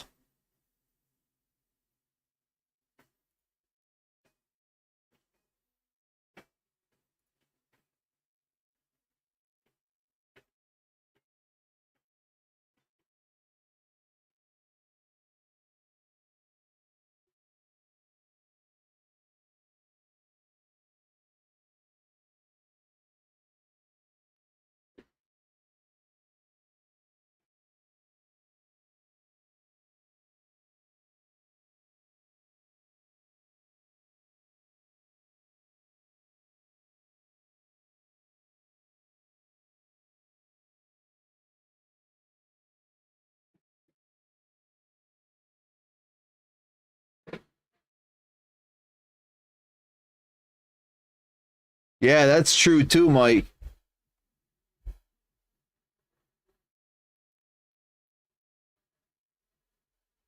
All right, let's look up the Argon case printables.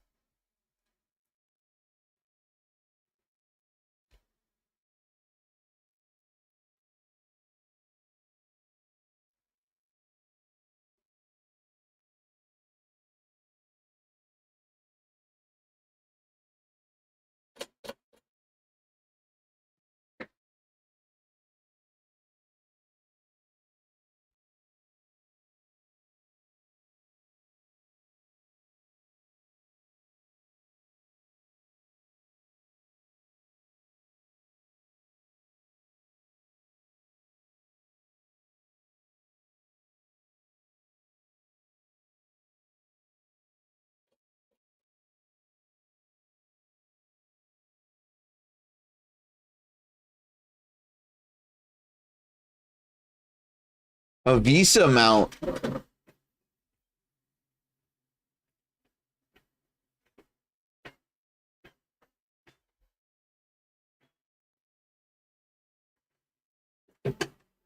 Uh-oh.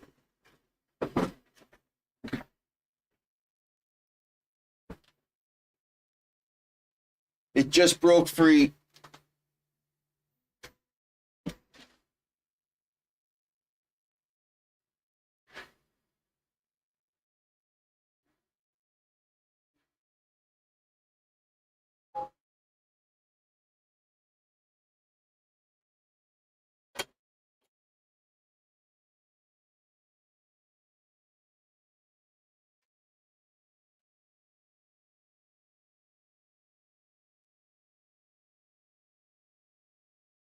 I'll be right back over there, guys. Let me get the plate cleaned off.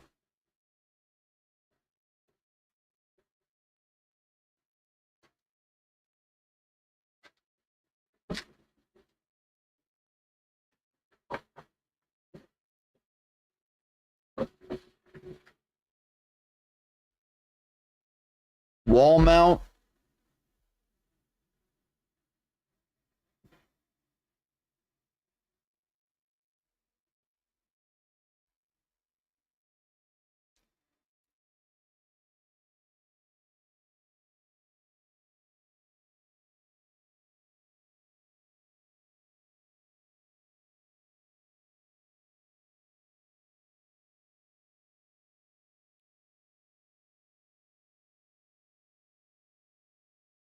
That's one thing I'd like to have is a power over Ethernet hat. So I wouldn't have to have a separate power supply.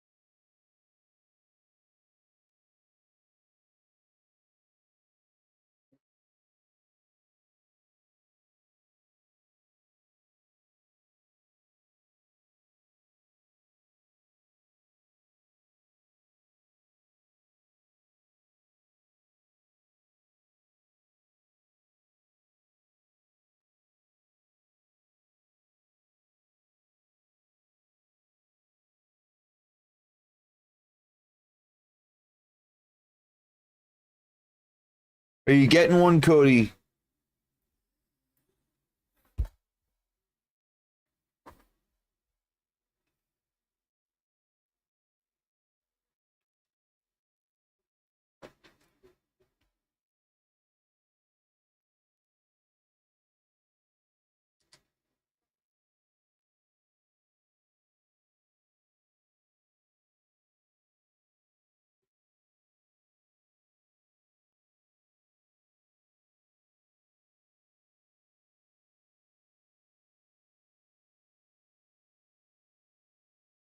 I got you, boy. Bro, boy.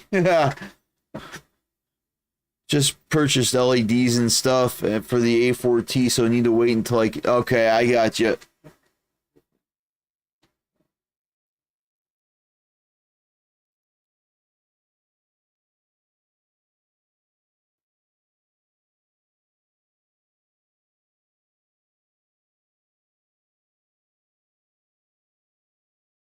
I have a PoE switch.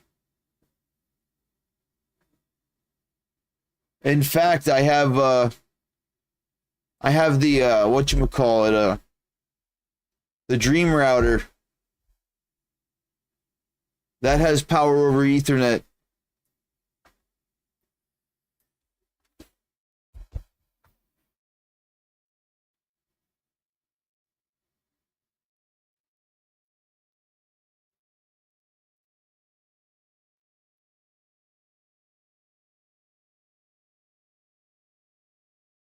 Okay. All right. The print broke loose on the AD5X. I cleaned off the plate right away, but the print on the Voron came out all right. At least from what I can see from here. So I'll probably print that piece on the Voron.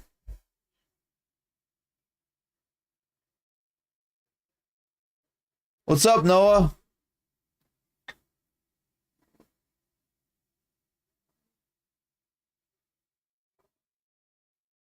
How you doing, brother?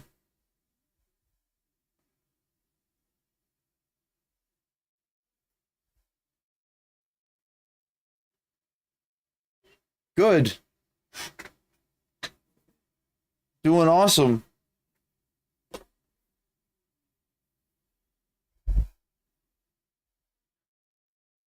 Hanging out with my group of friends here. We're bullshitting. Can't have a better night than that.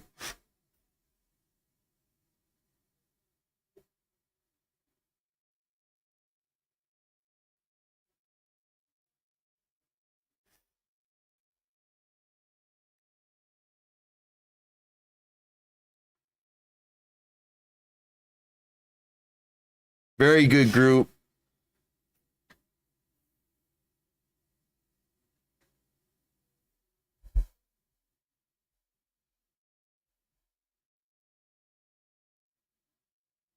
So what are you up to, Noah?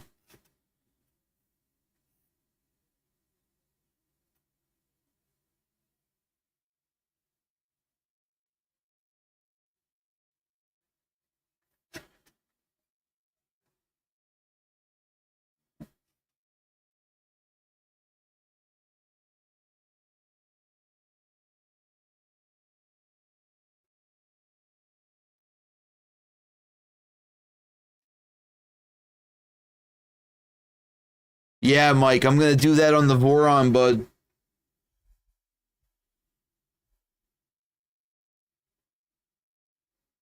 Shame I can't do multicolor on that yet.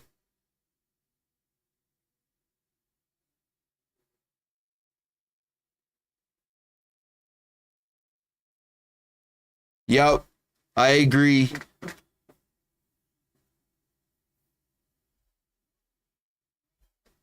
Let me see if I can pull this part off of the Voron quick.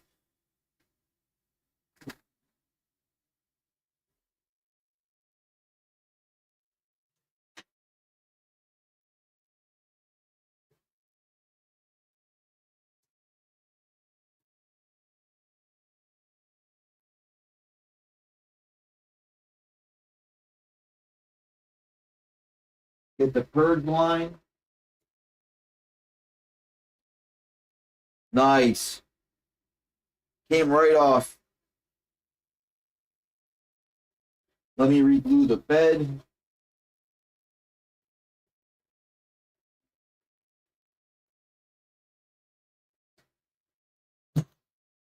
A little bit of the PEI glue. Never hurt anything.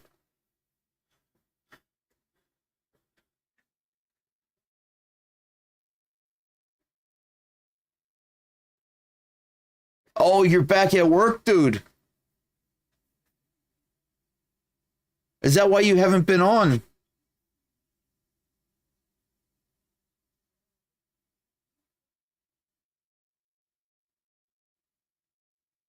Wow.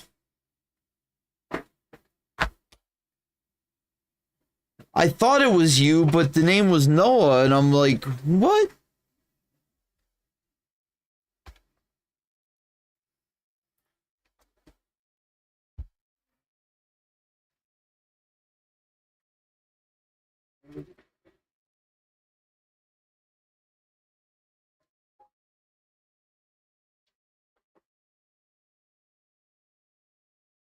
So how's work treating you, bro?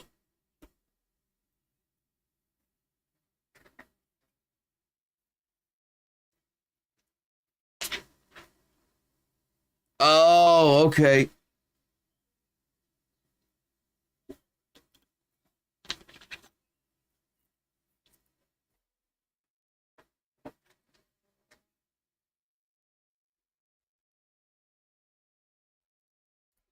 Let's check this out.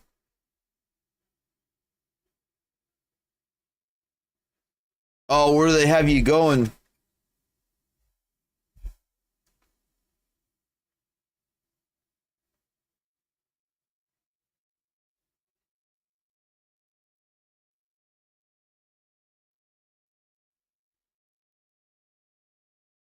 Oh, damn.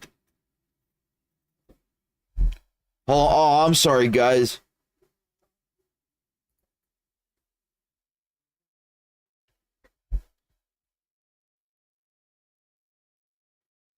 And you live out in your Steph, right?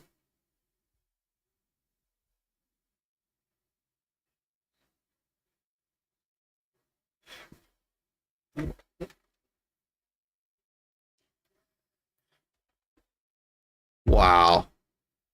Yeah, that commute must suck.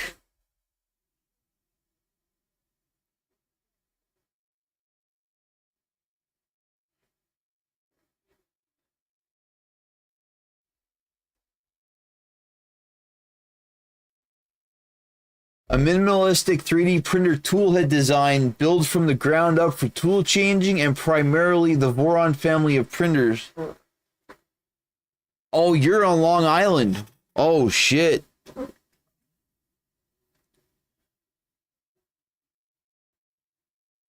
It looks cool, NRA.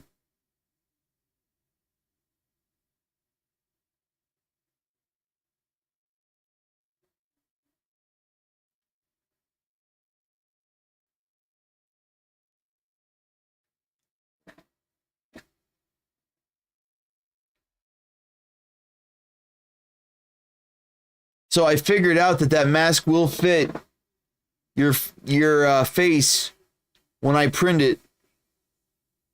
I just got to get it printing again. And put fresh spools on when I start it.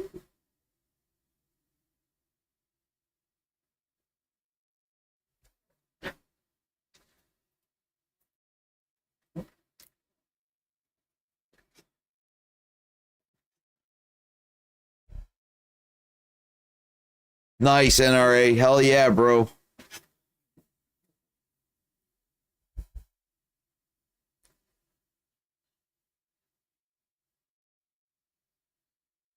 This thing looks cool. And it uses CPAP.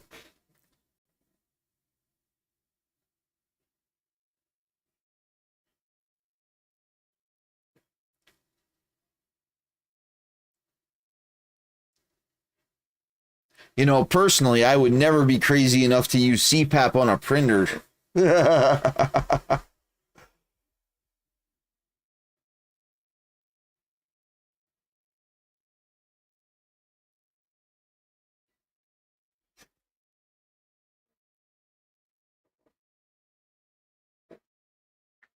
All the PLA, yeah.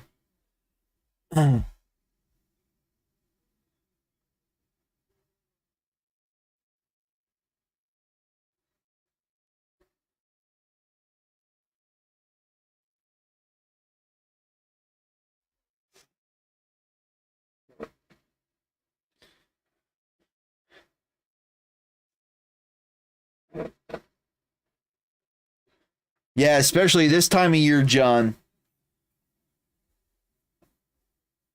All the fun stuff is being packed away.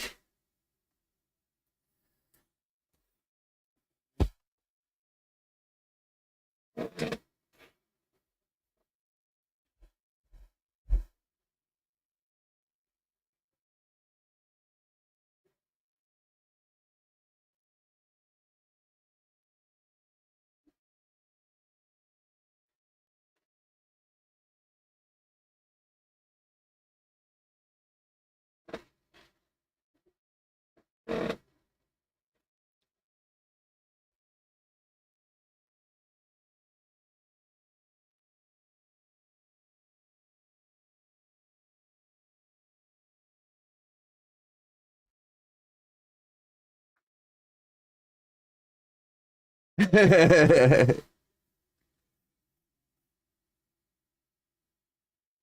hear you, Cody.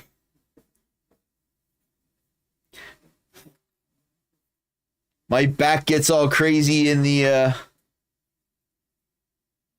my back hair stands up because of the freaking trip to Allentown. And when I go to Philly, it's even worse.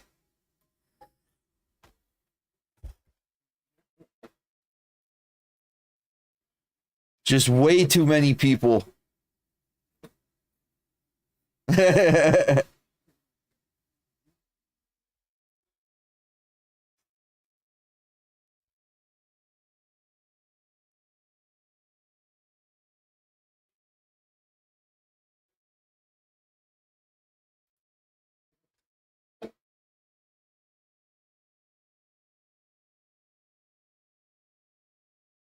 So, Cody, when you come for the Ender 6, we can head up to New York, but you'll have to do it in the summer.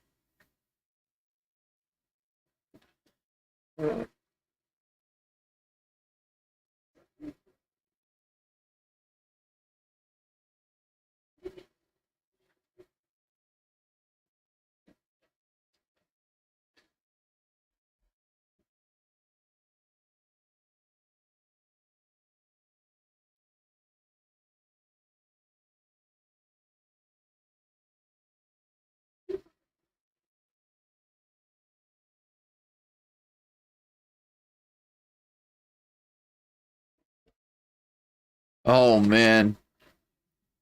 So, when are you going to be able to play again?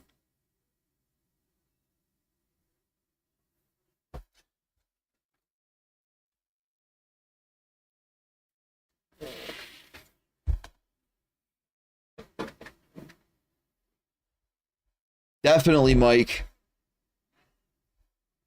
I should bookmark this. You too, John. Thanks for stopping in, brother.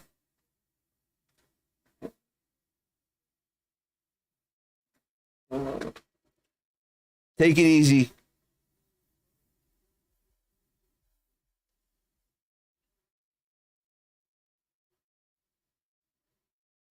Oh, yeah.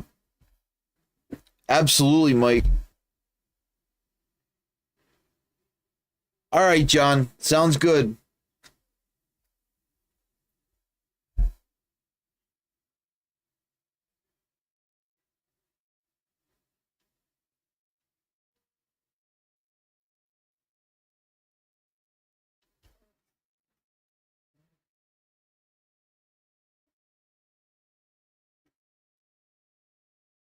Where did I put that part that I just... Oh, right in front of my face. Let me show you this.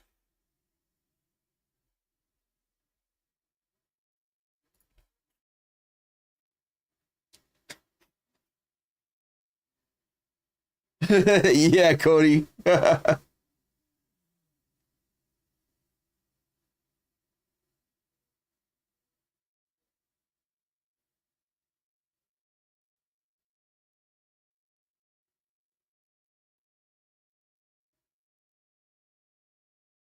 The Voron.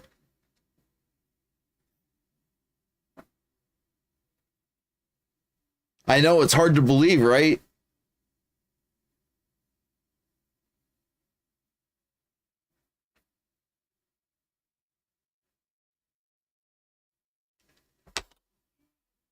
Let me get those other parts started on the Voron.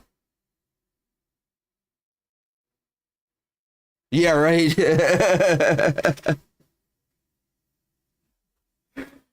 This is ABS.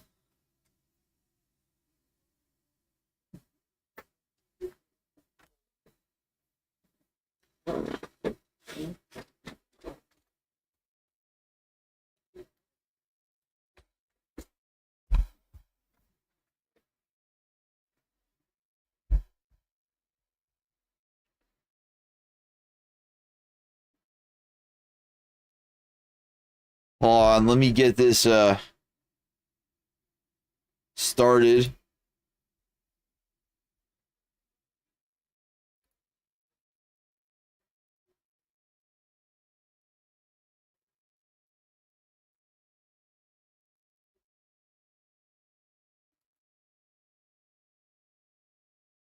I do. I want the best. No, seriously though, I got the kit and it was sitting up in a one of those plastic storage boxes for like 6 months. And I'm like, what the hell am I going to do with this? And I just decided one day to put it on the Voron.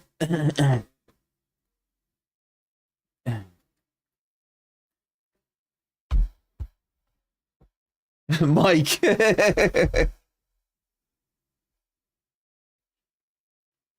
Really, Cody? Holy crap.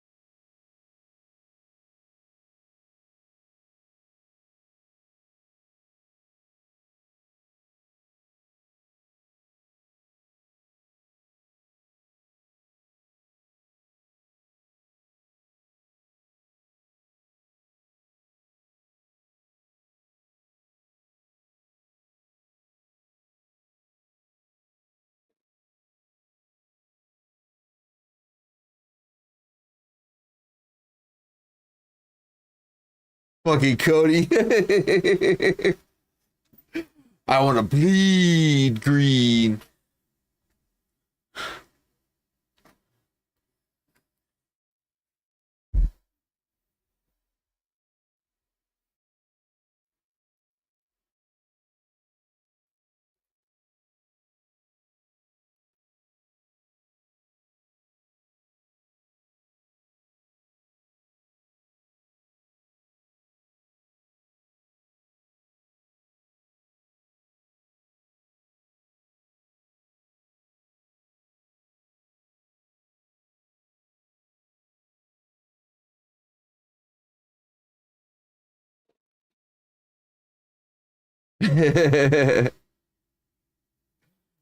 Mike, we'll get it fixed, man.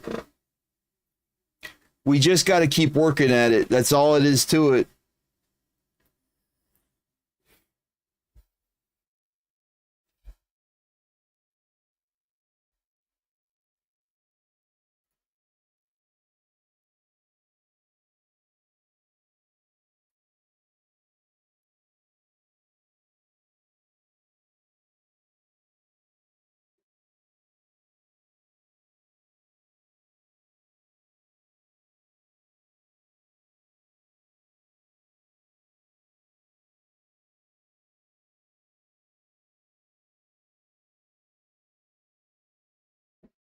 I know.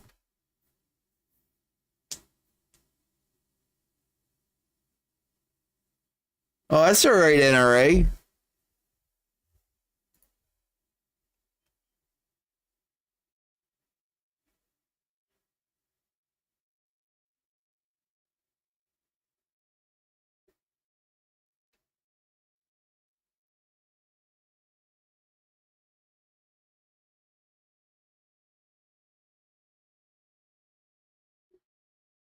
What the hell was it bitching about?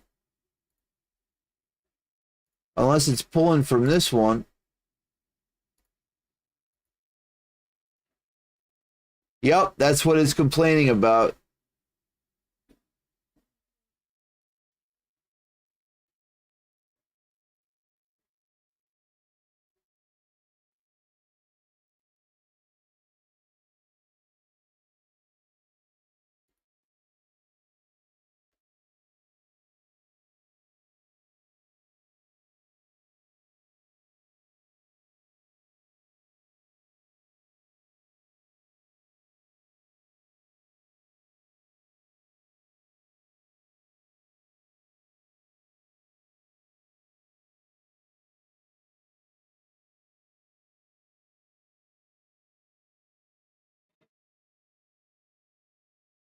Yeah, I saw something on his server that he got into a little bit of a scuffle the other night. I hope everything's all right.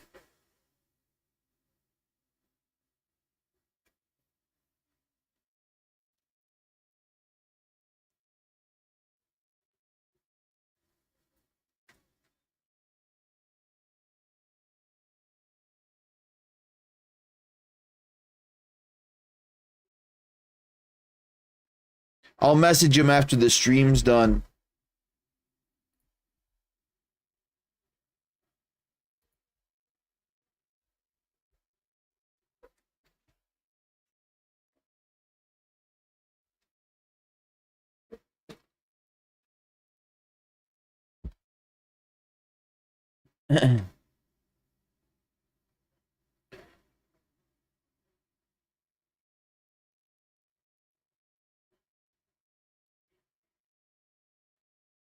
Okay.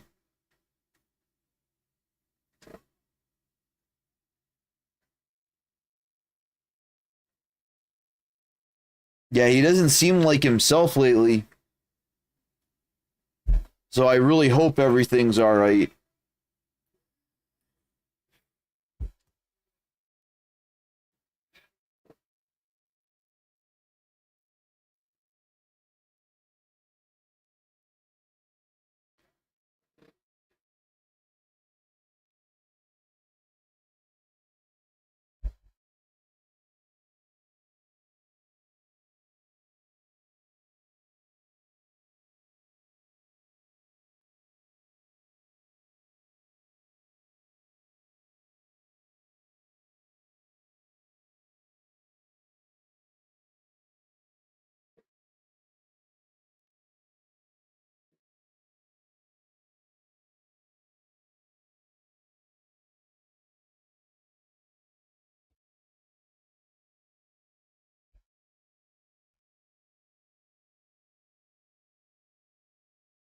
Yeah, agreed.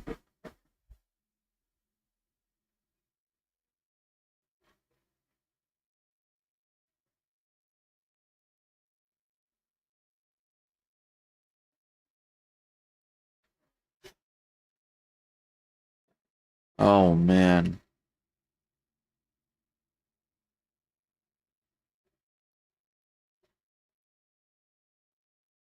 Yeah, it is.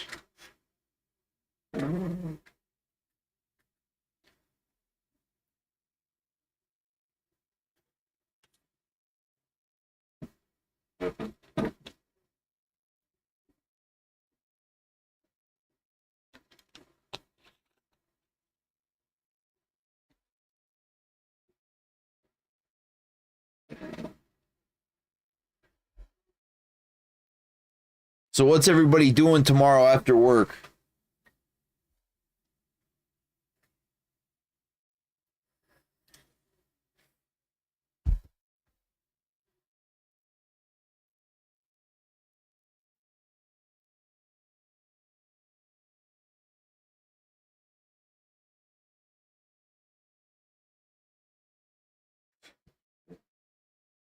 Building an A4T, praying.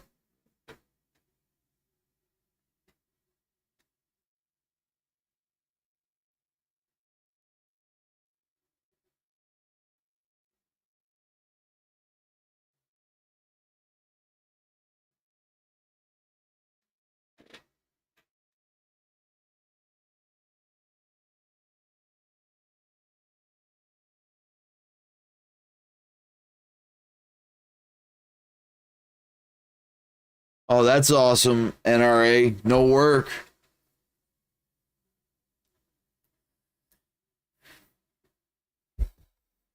Oh, nice, Cody.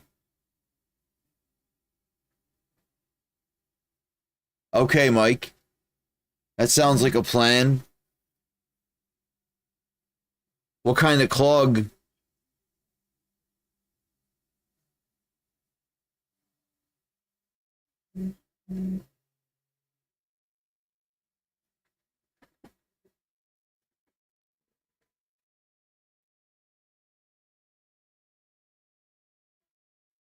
Okay. Is it caused from going from one filament to another type?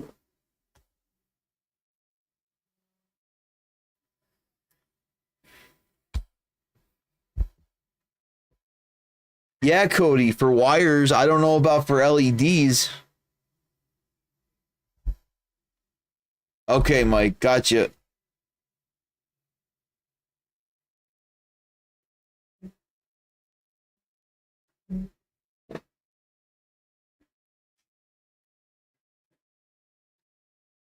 Nice, NRA.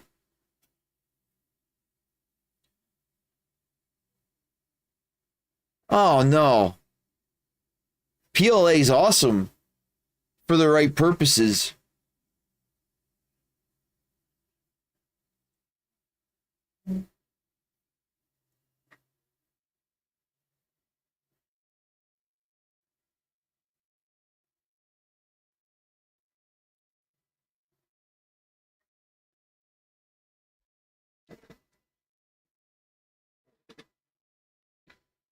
I might be installing a new magnet on the Voron tomorrow.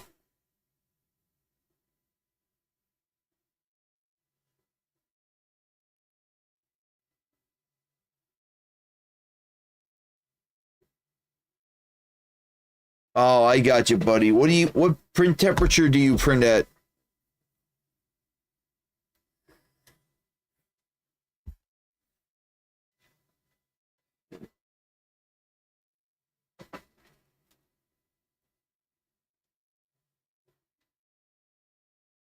$230. Wow. Okay. I was gonna say turn it up, but you really can't.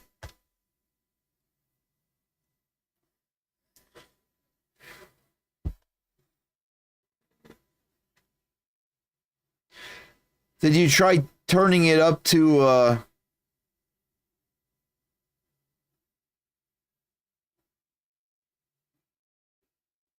260 and running a I just looked at it like, why are you asking that, Cody? But that's all right, dude.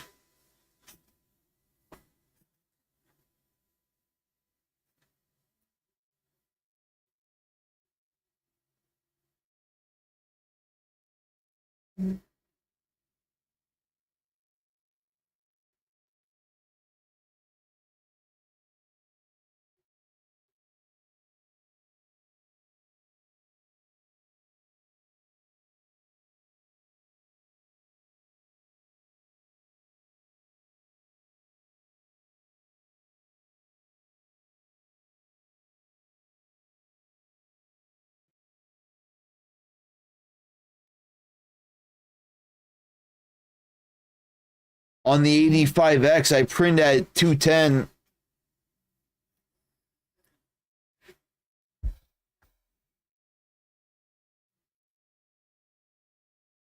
Yeah,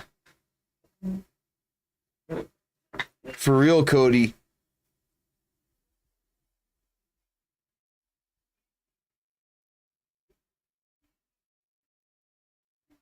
Oh yeah. Yeah, you do.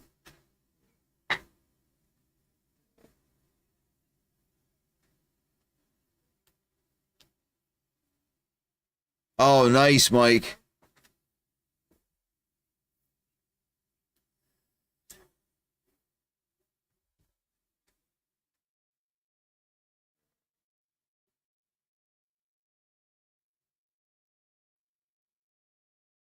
Yeah, for real, Cody. And they said that there's more that they could bring up, but they don't because they don't want it to seem like they're harping on them.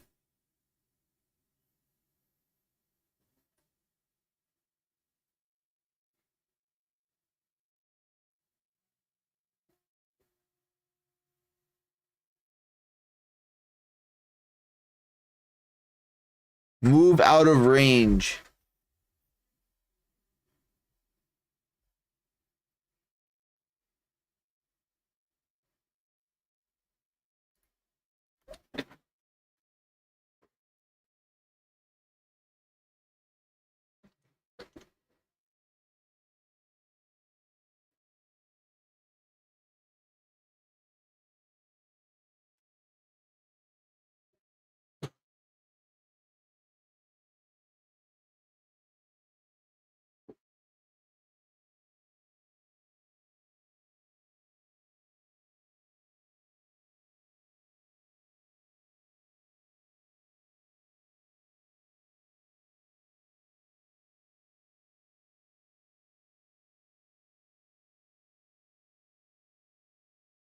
I used to print in ASA, but none of my stuff is getting exposed to sunlight, so I'm like, why should I?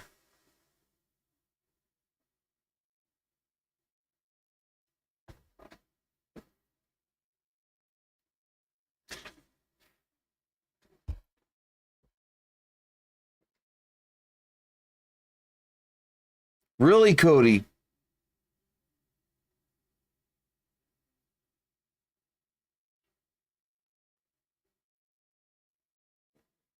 Yeah, I got you, Mike. I just can't see paying $30 a roll.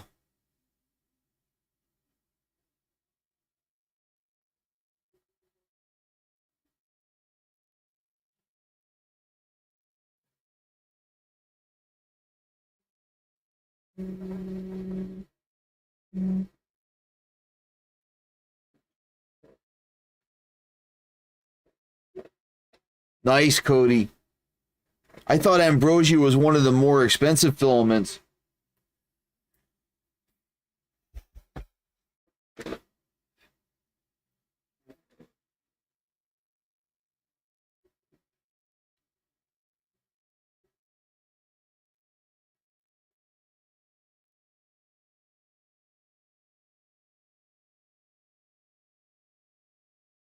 Yes, Cody. Exactly. Must home access first. Oh, freaking sample spread too large.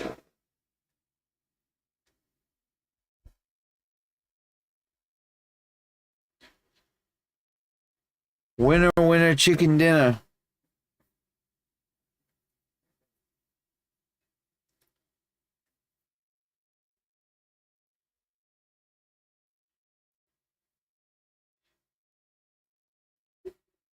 I haven't yet.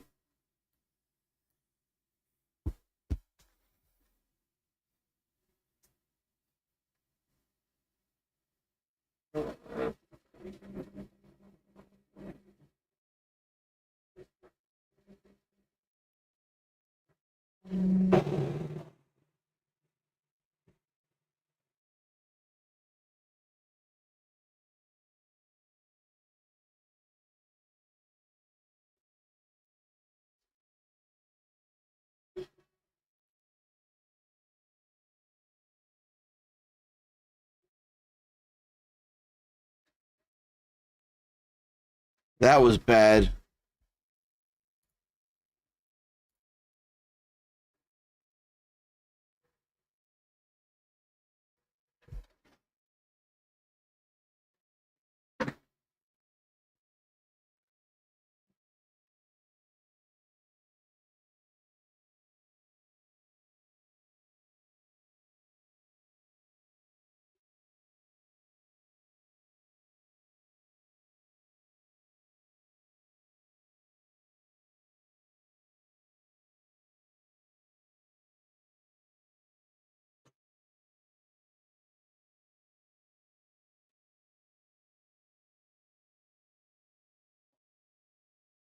Oh, nice, Cody.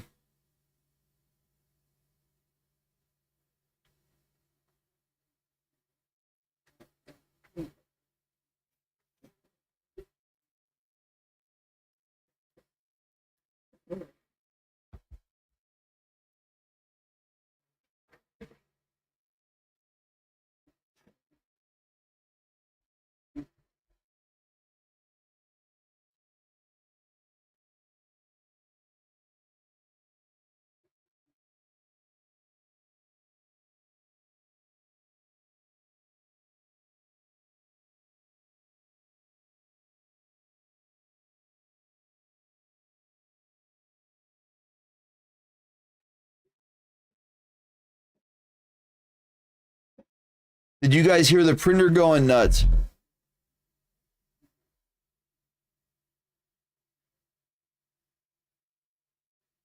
Wow, Mike.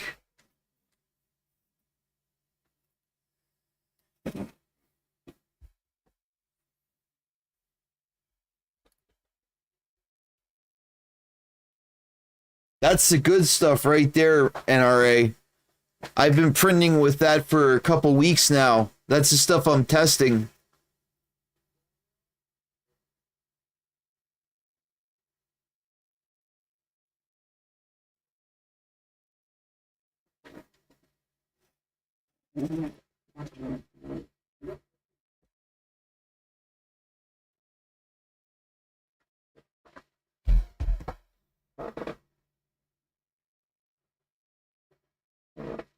Hold on.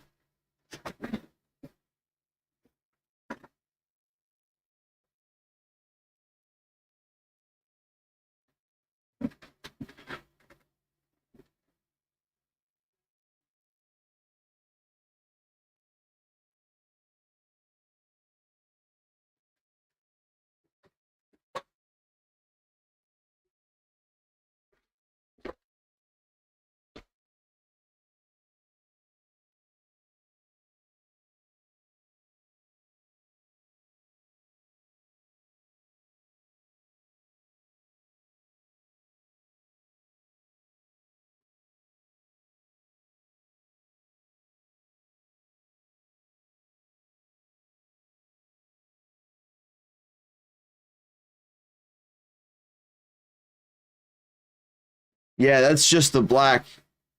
It's got a blue sheen to it.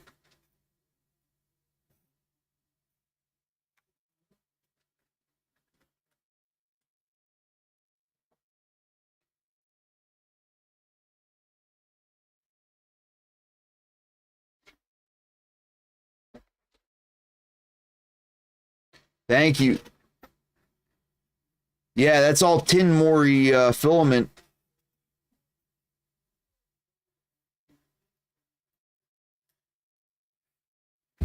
I have 3 more spools I gotta test out.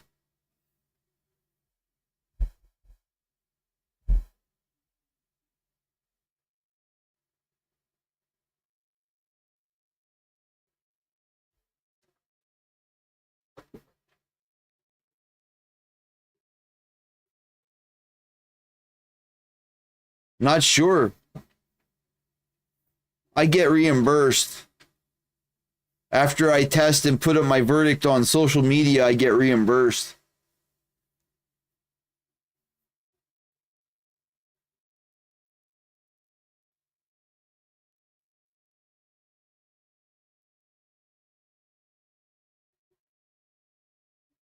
This is my first time, and it's good stuff.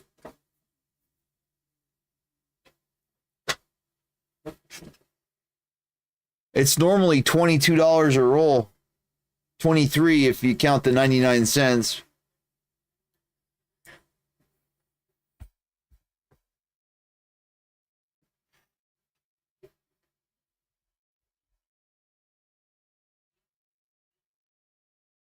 I'll give you the person's name on Facebook, Cody, okay?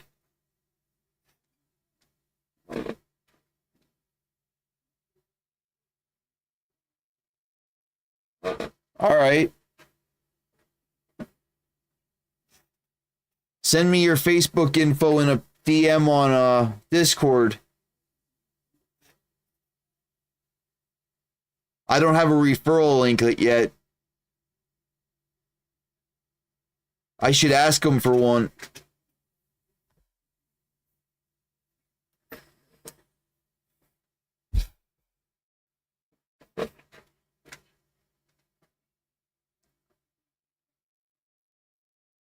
Yeah, I ran this spool out yesterday.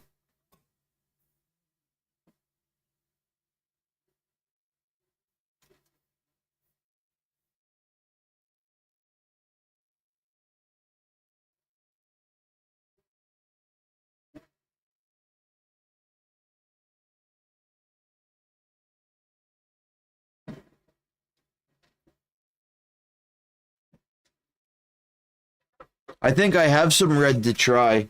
Hold on, let me go get the colors.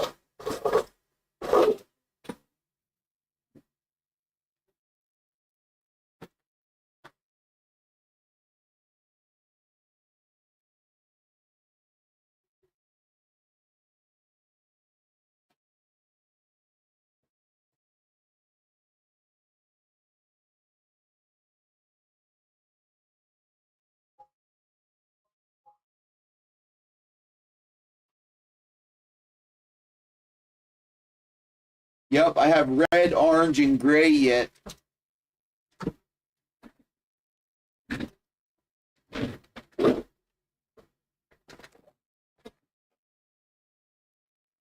Let me show you what the red looks like.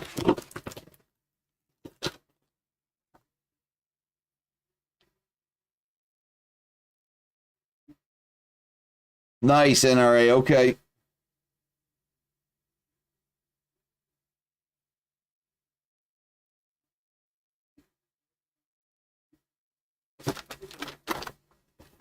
Let me get to the orange.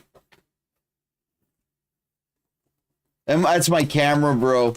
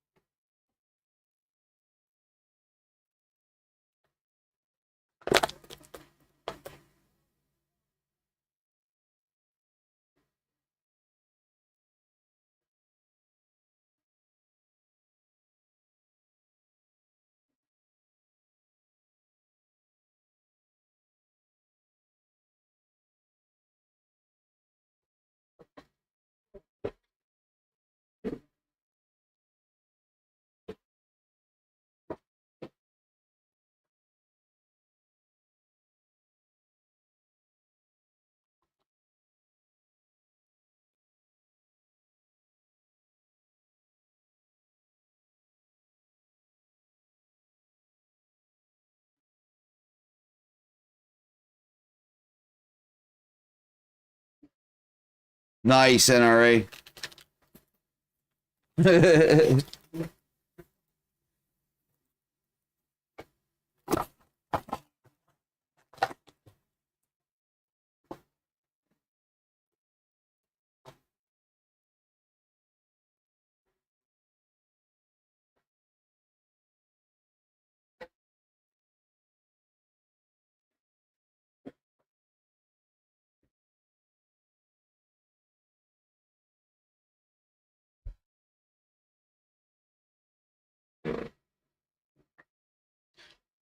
So yeah, that's my latest filament trial.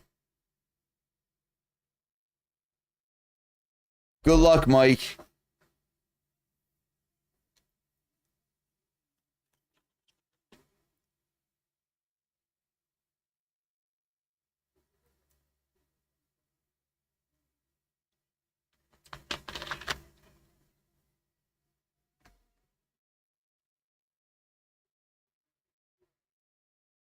Oh, I believe it. I'm just saying good luck because I know it sucks diving into a printer like that. Okay. That sounds good, Cody. I hear you, Mike.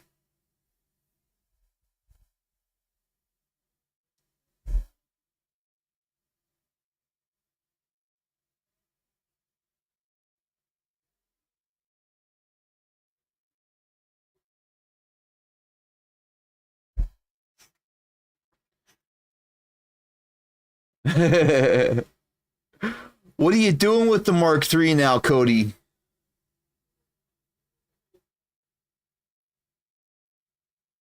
Yeah, NRA. I want to see that when it's done.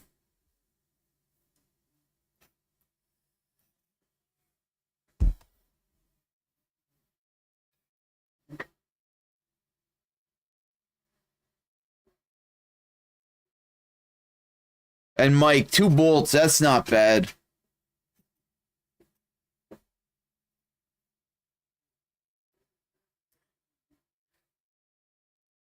Oh, I got you, Cody.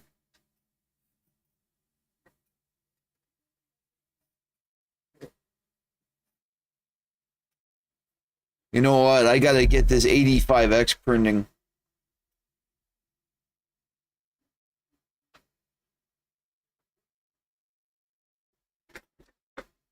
What should I print on it quick? Something that has 4 colors. Something Halloween. I don't have any brown, though. That sucks.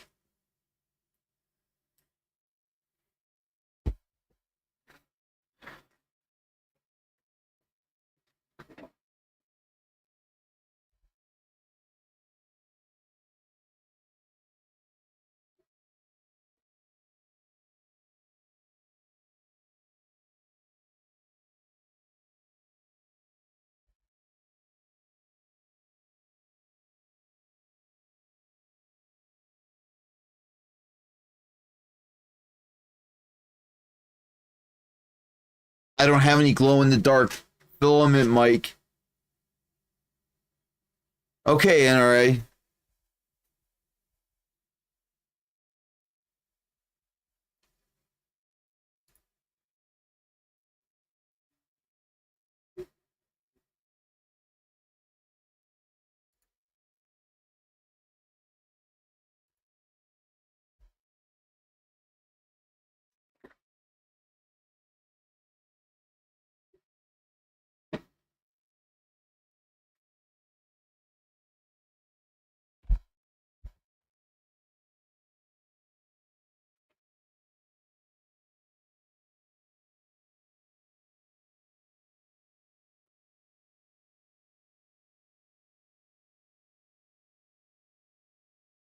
That's all right.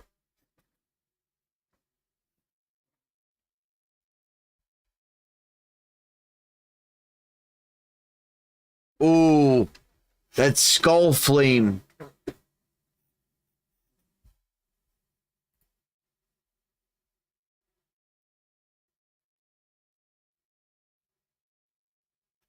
I do have green that I could put on.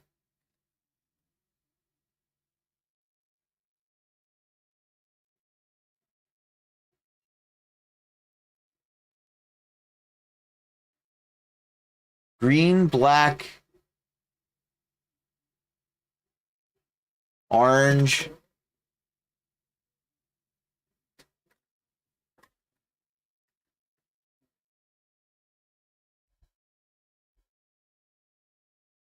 Yeah, it's pretty awesome, right?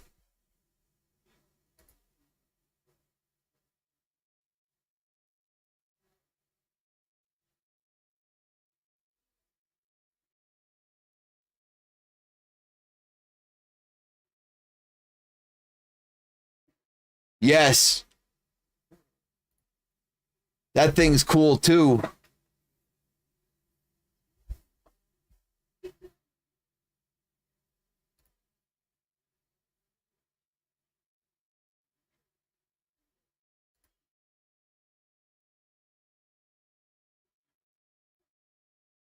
Nice, Cody.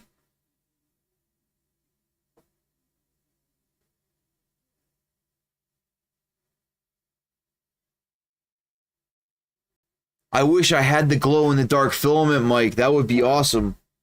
So what should I print? The glow skeleton or the kitty cats?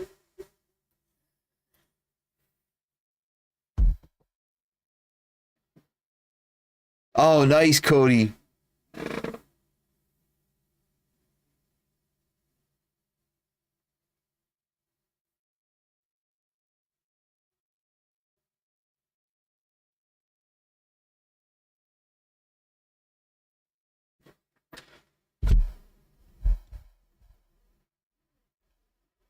you said about the glow skull green with red flames.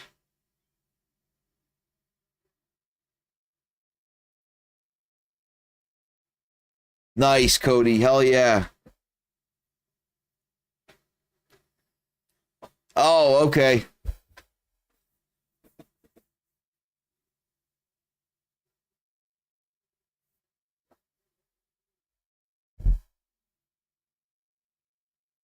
Oh, nice, Mike. Hell yeah. So what should I print?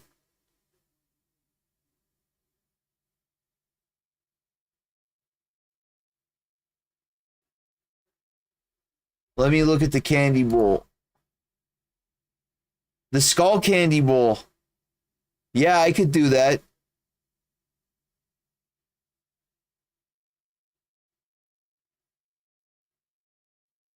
Or the old pumpkin.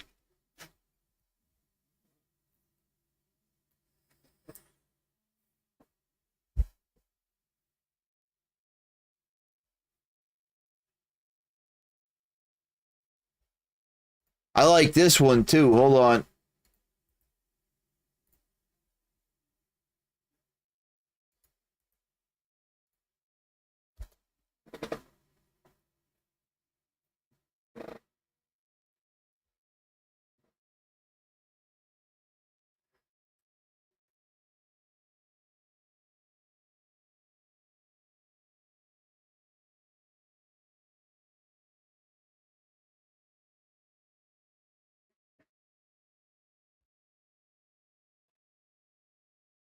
What do you guys think of that one?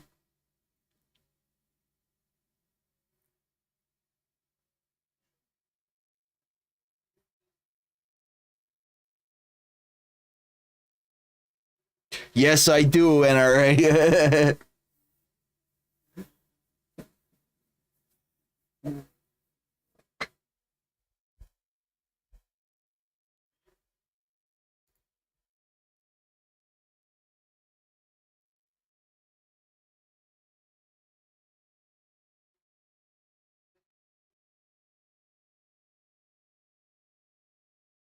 You know what? We're going to do the old pumpkin.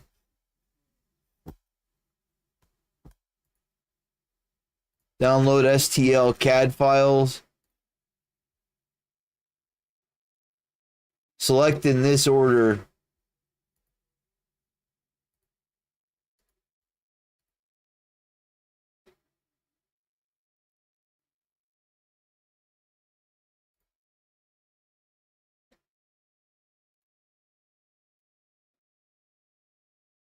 All right. Let's see what kind of trouble we can get into. Let me clean the bed first, though.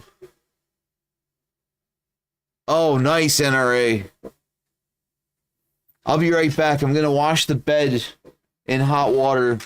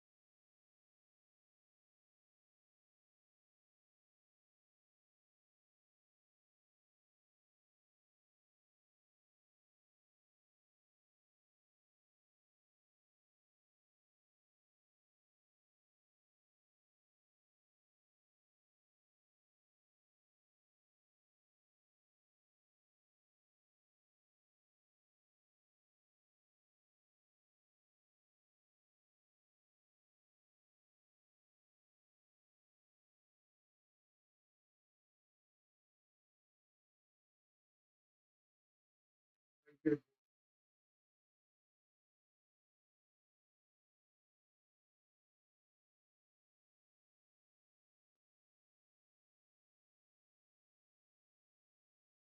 don't know if you can hear me or not.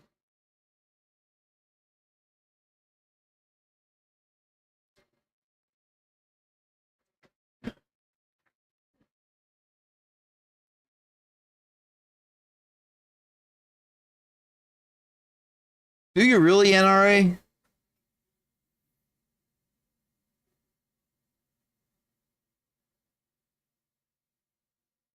Nice, Cody. Hell yeah. I used Dawn, just regular Dawn, but upstairs, if I have to clean the plates, I use Power Wash.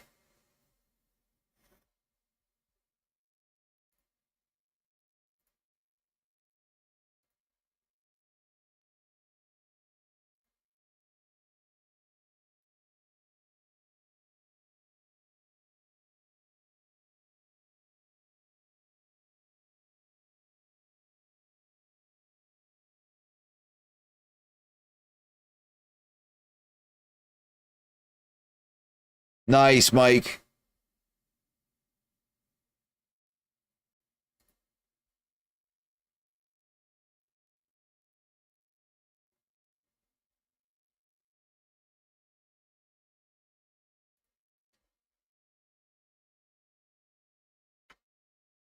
File, new project. Discard.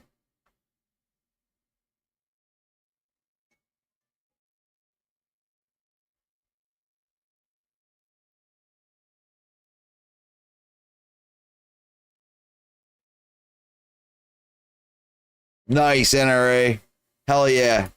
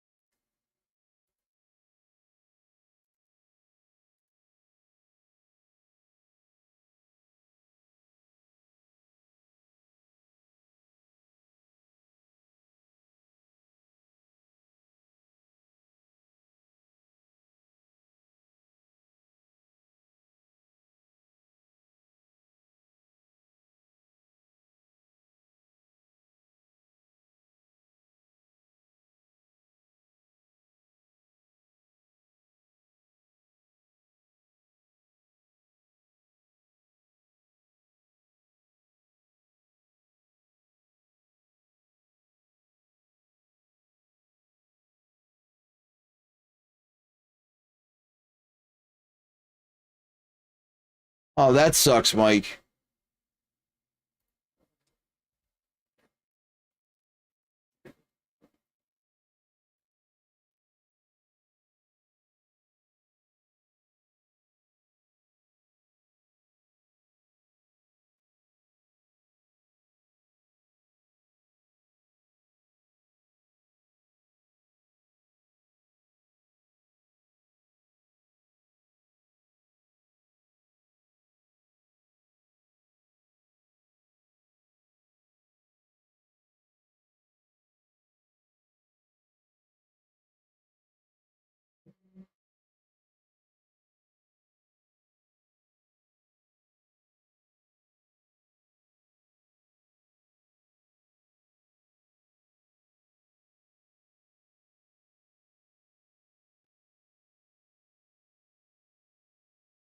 So as long as it works, NRA, that's all that freaking matters, bro.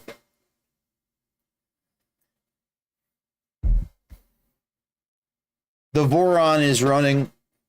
I'm hoping that it keeps running. I got to put the new wire on the. Hold on. Shit.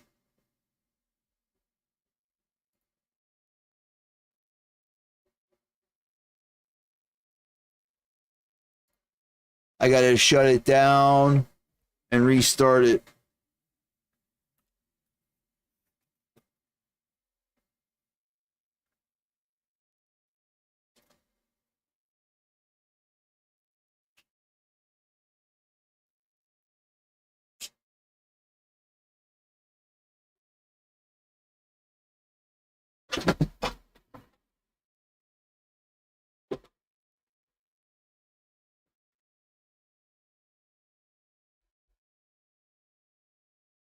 Yeah, NRA, exactly.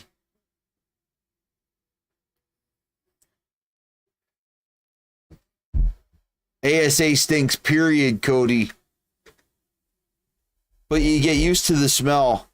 I kind of enjoy it.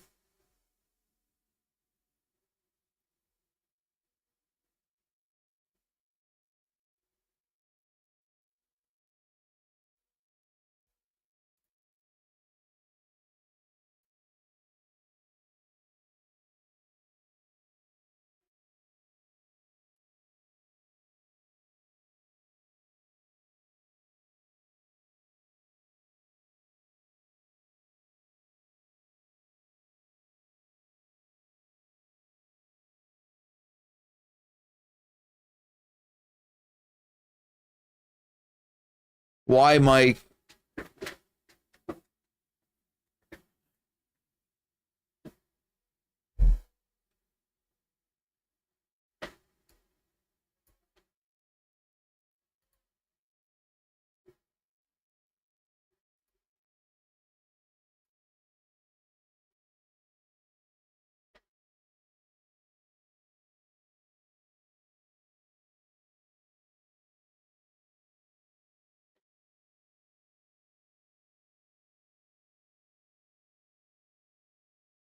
Oh, damn.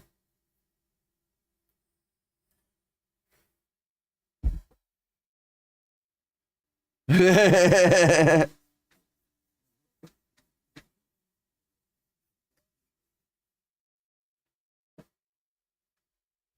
this stream was horrible, NRA. I don't know who would put up with this shit.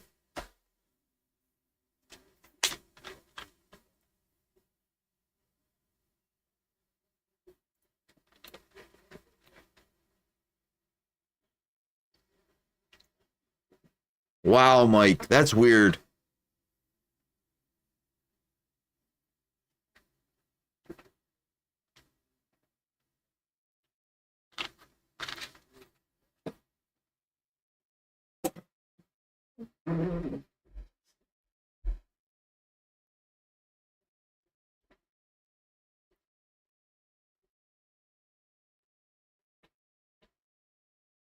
Thank you, Cody. Thank you, NRA, for telling people to thumbs down and unsubscribe. I appreciate that.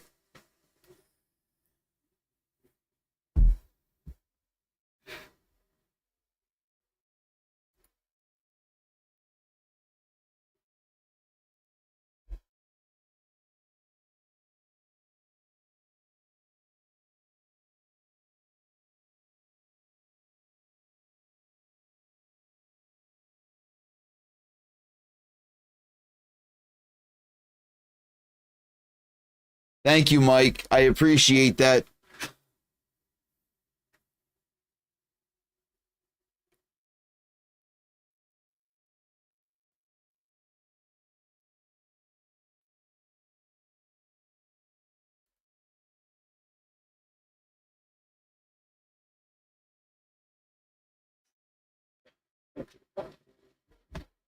You guys are all awesome.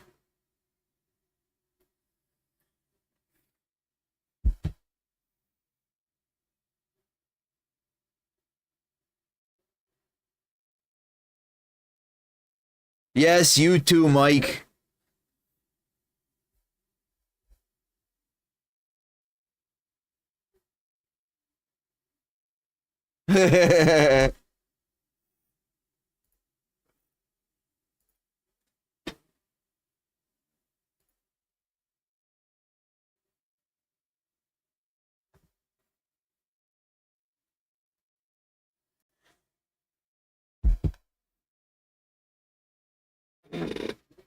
Oh, I gotta switch to orange back.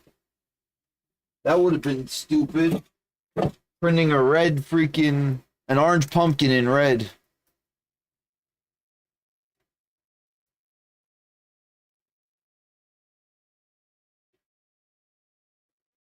No pro No profile name default to remove. What are they talking about?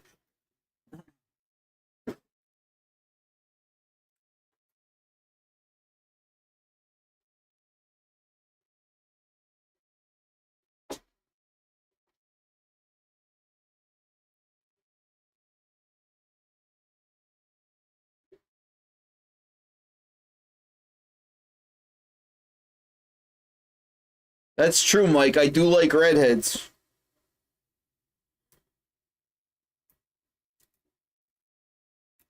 I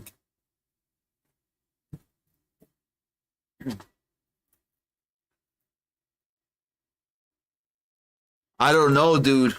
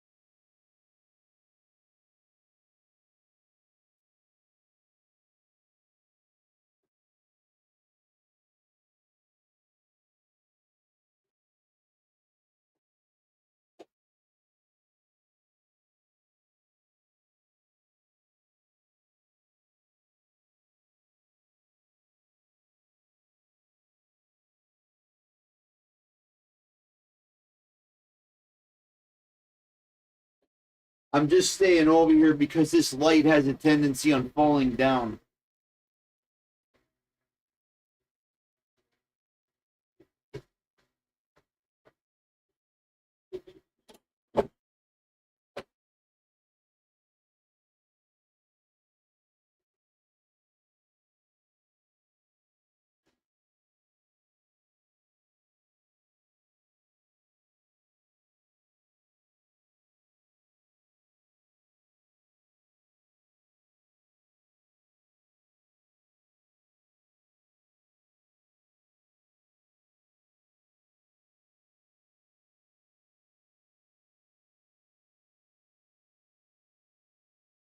All right, I'll be able to see it on screen if it does fall.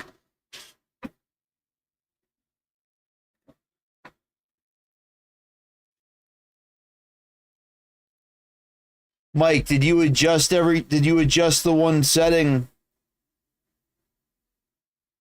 Hold on, let me find it.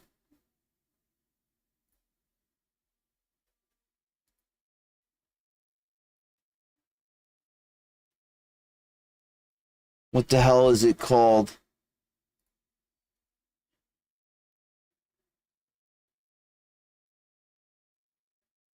I can't adjust it from here. Hold on, let me go over to the other Orca.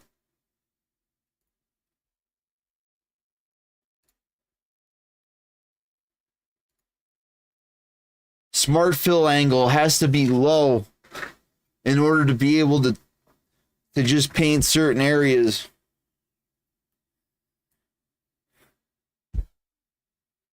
I have mine set at 6, and that allowed me to paint the eyes and the mouth black on the pumpkin.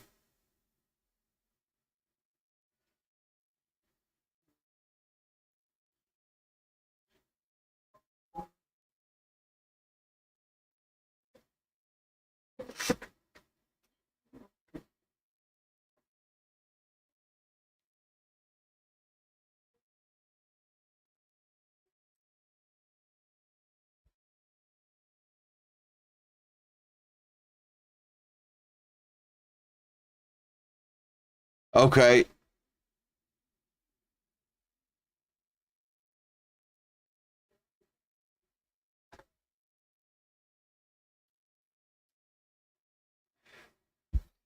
What does it do for you? And did you put it on the paint bucket?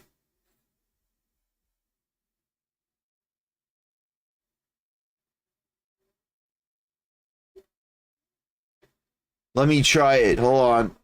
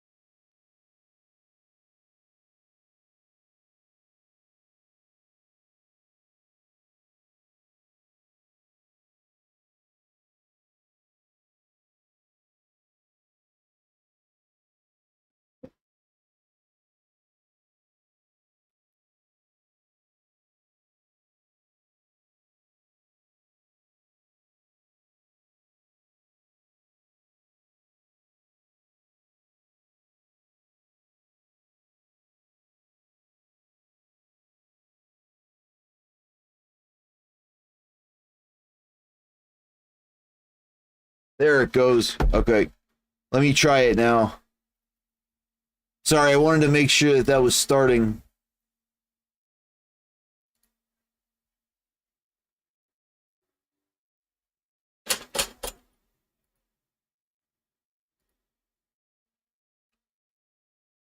Oh, you got it, Mike?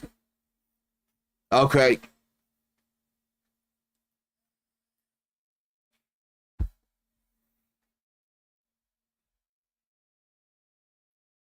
Okay, yeah, each model's variable like that.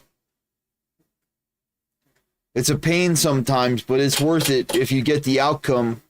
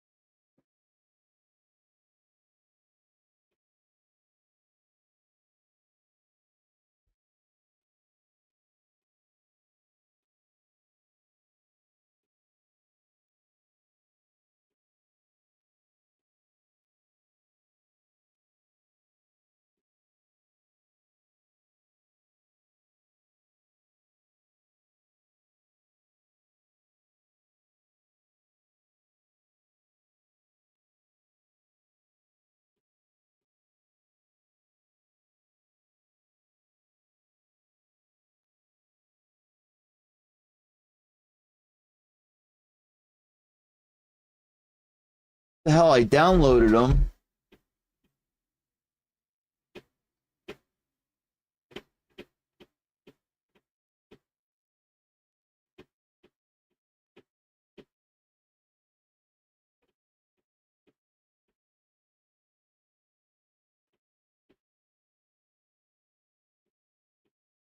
I don't get it.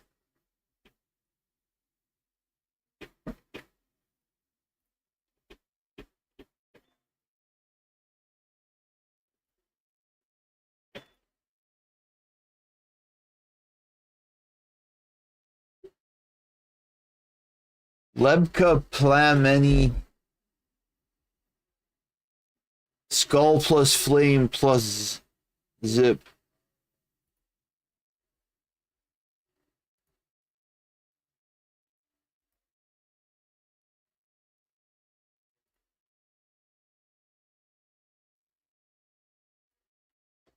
Yeah, I forgot about that, Cody, because the other one I just downloaded the STL.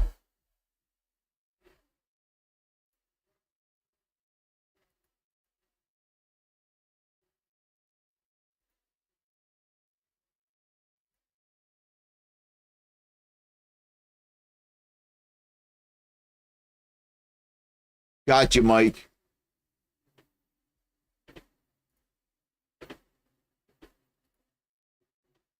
All right, let's see now.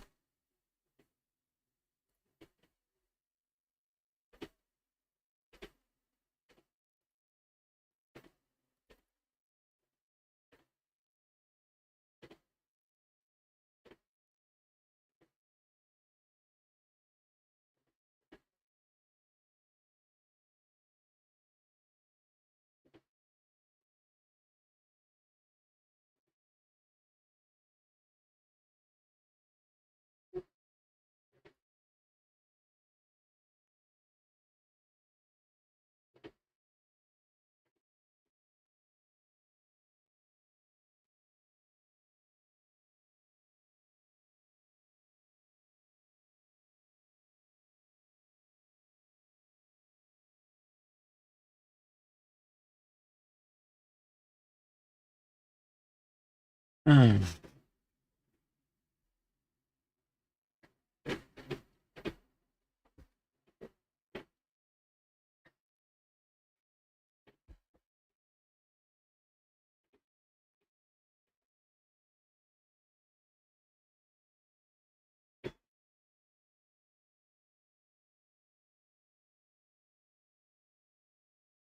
Yeah, it is, Mike.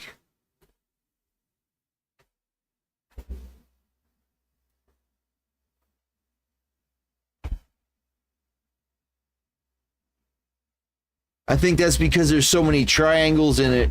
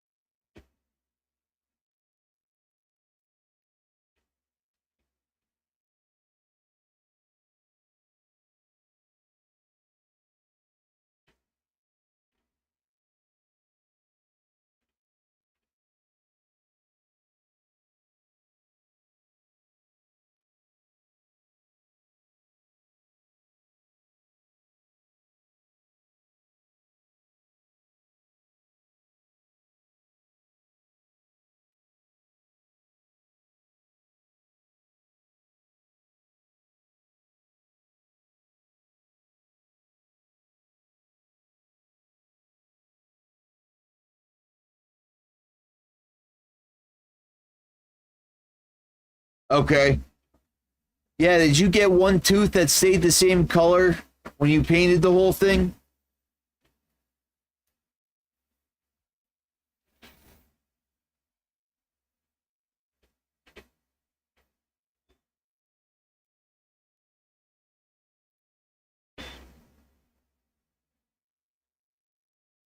Okay.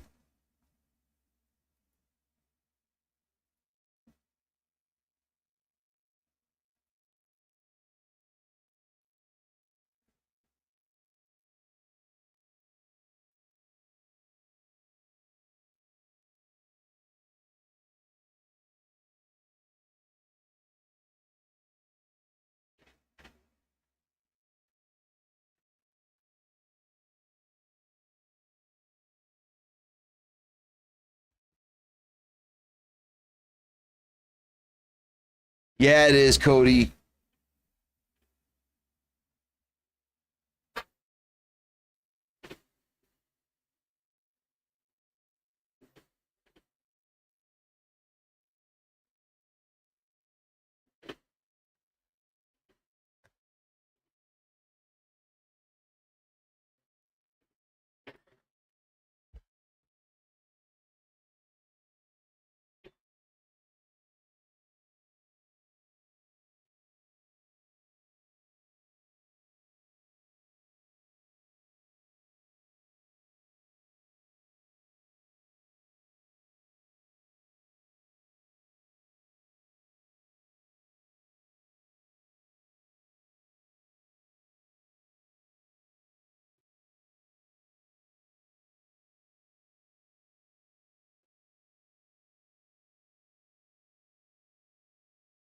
Oh wow, this doesn't even have the spine with it.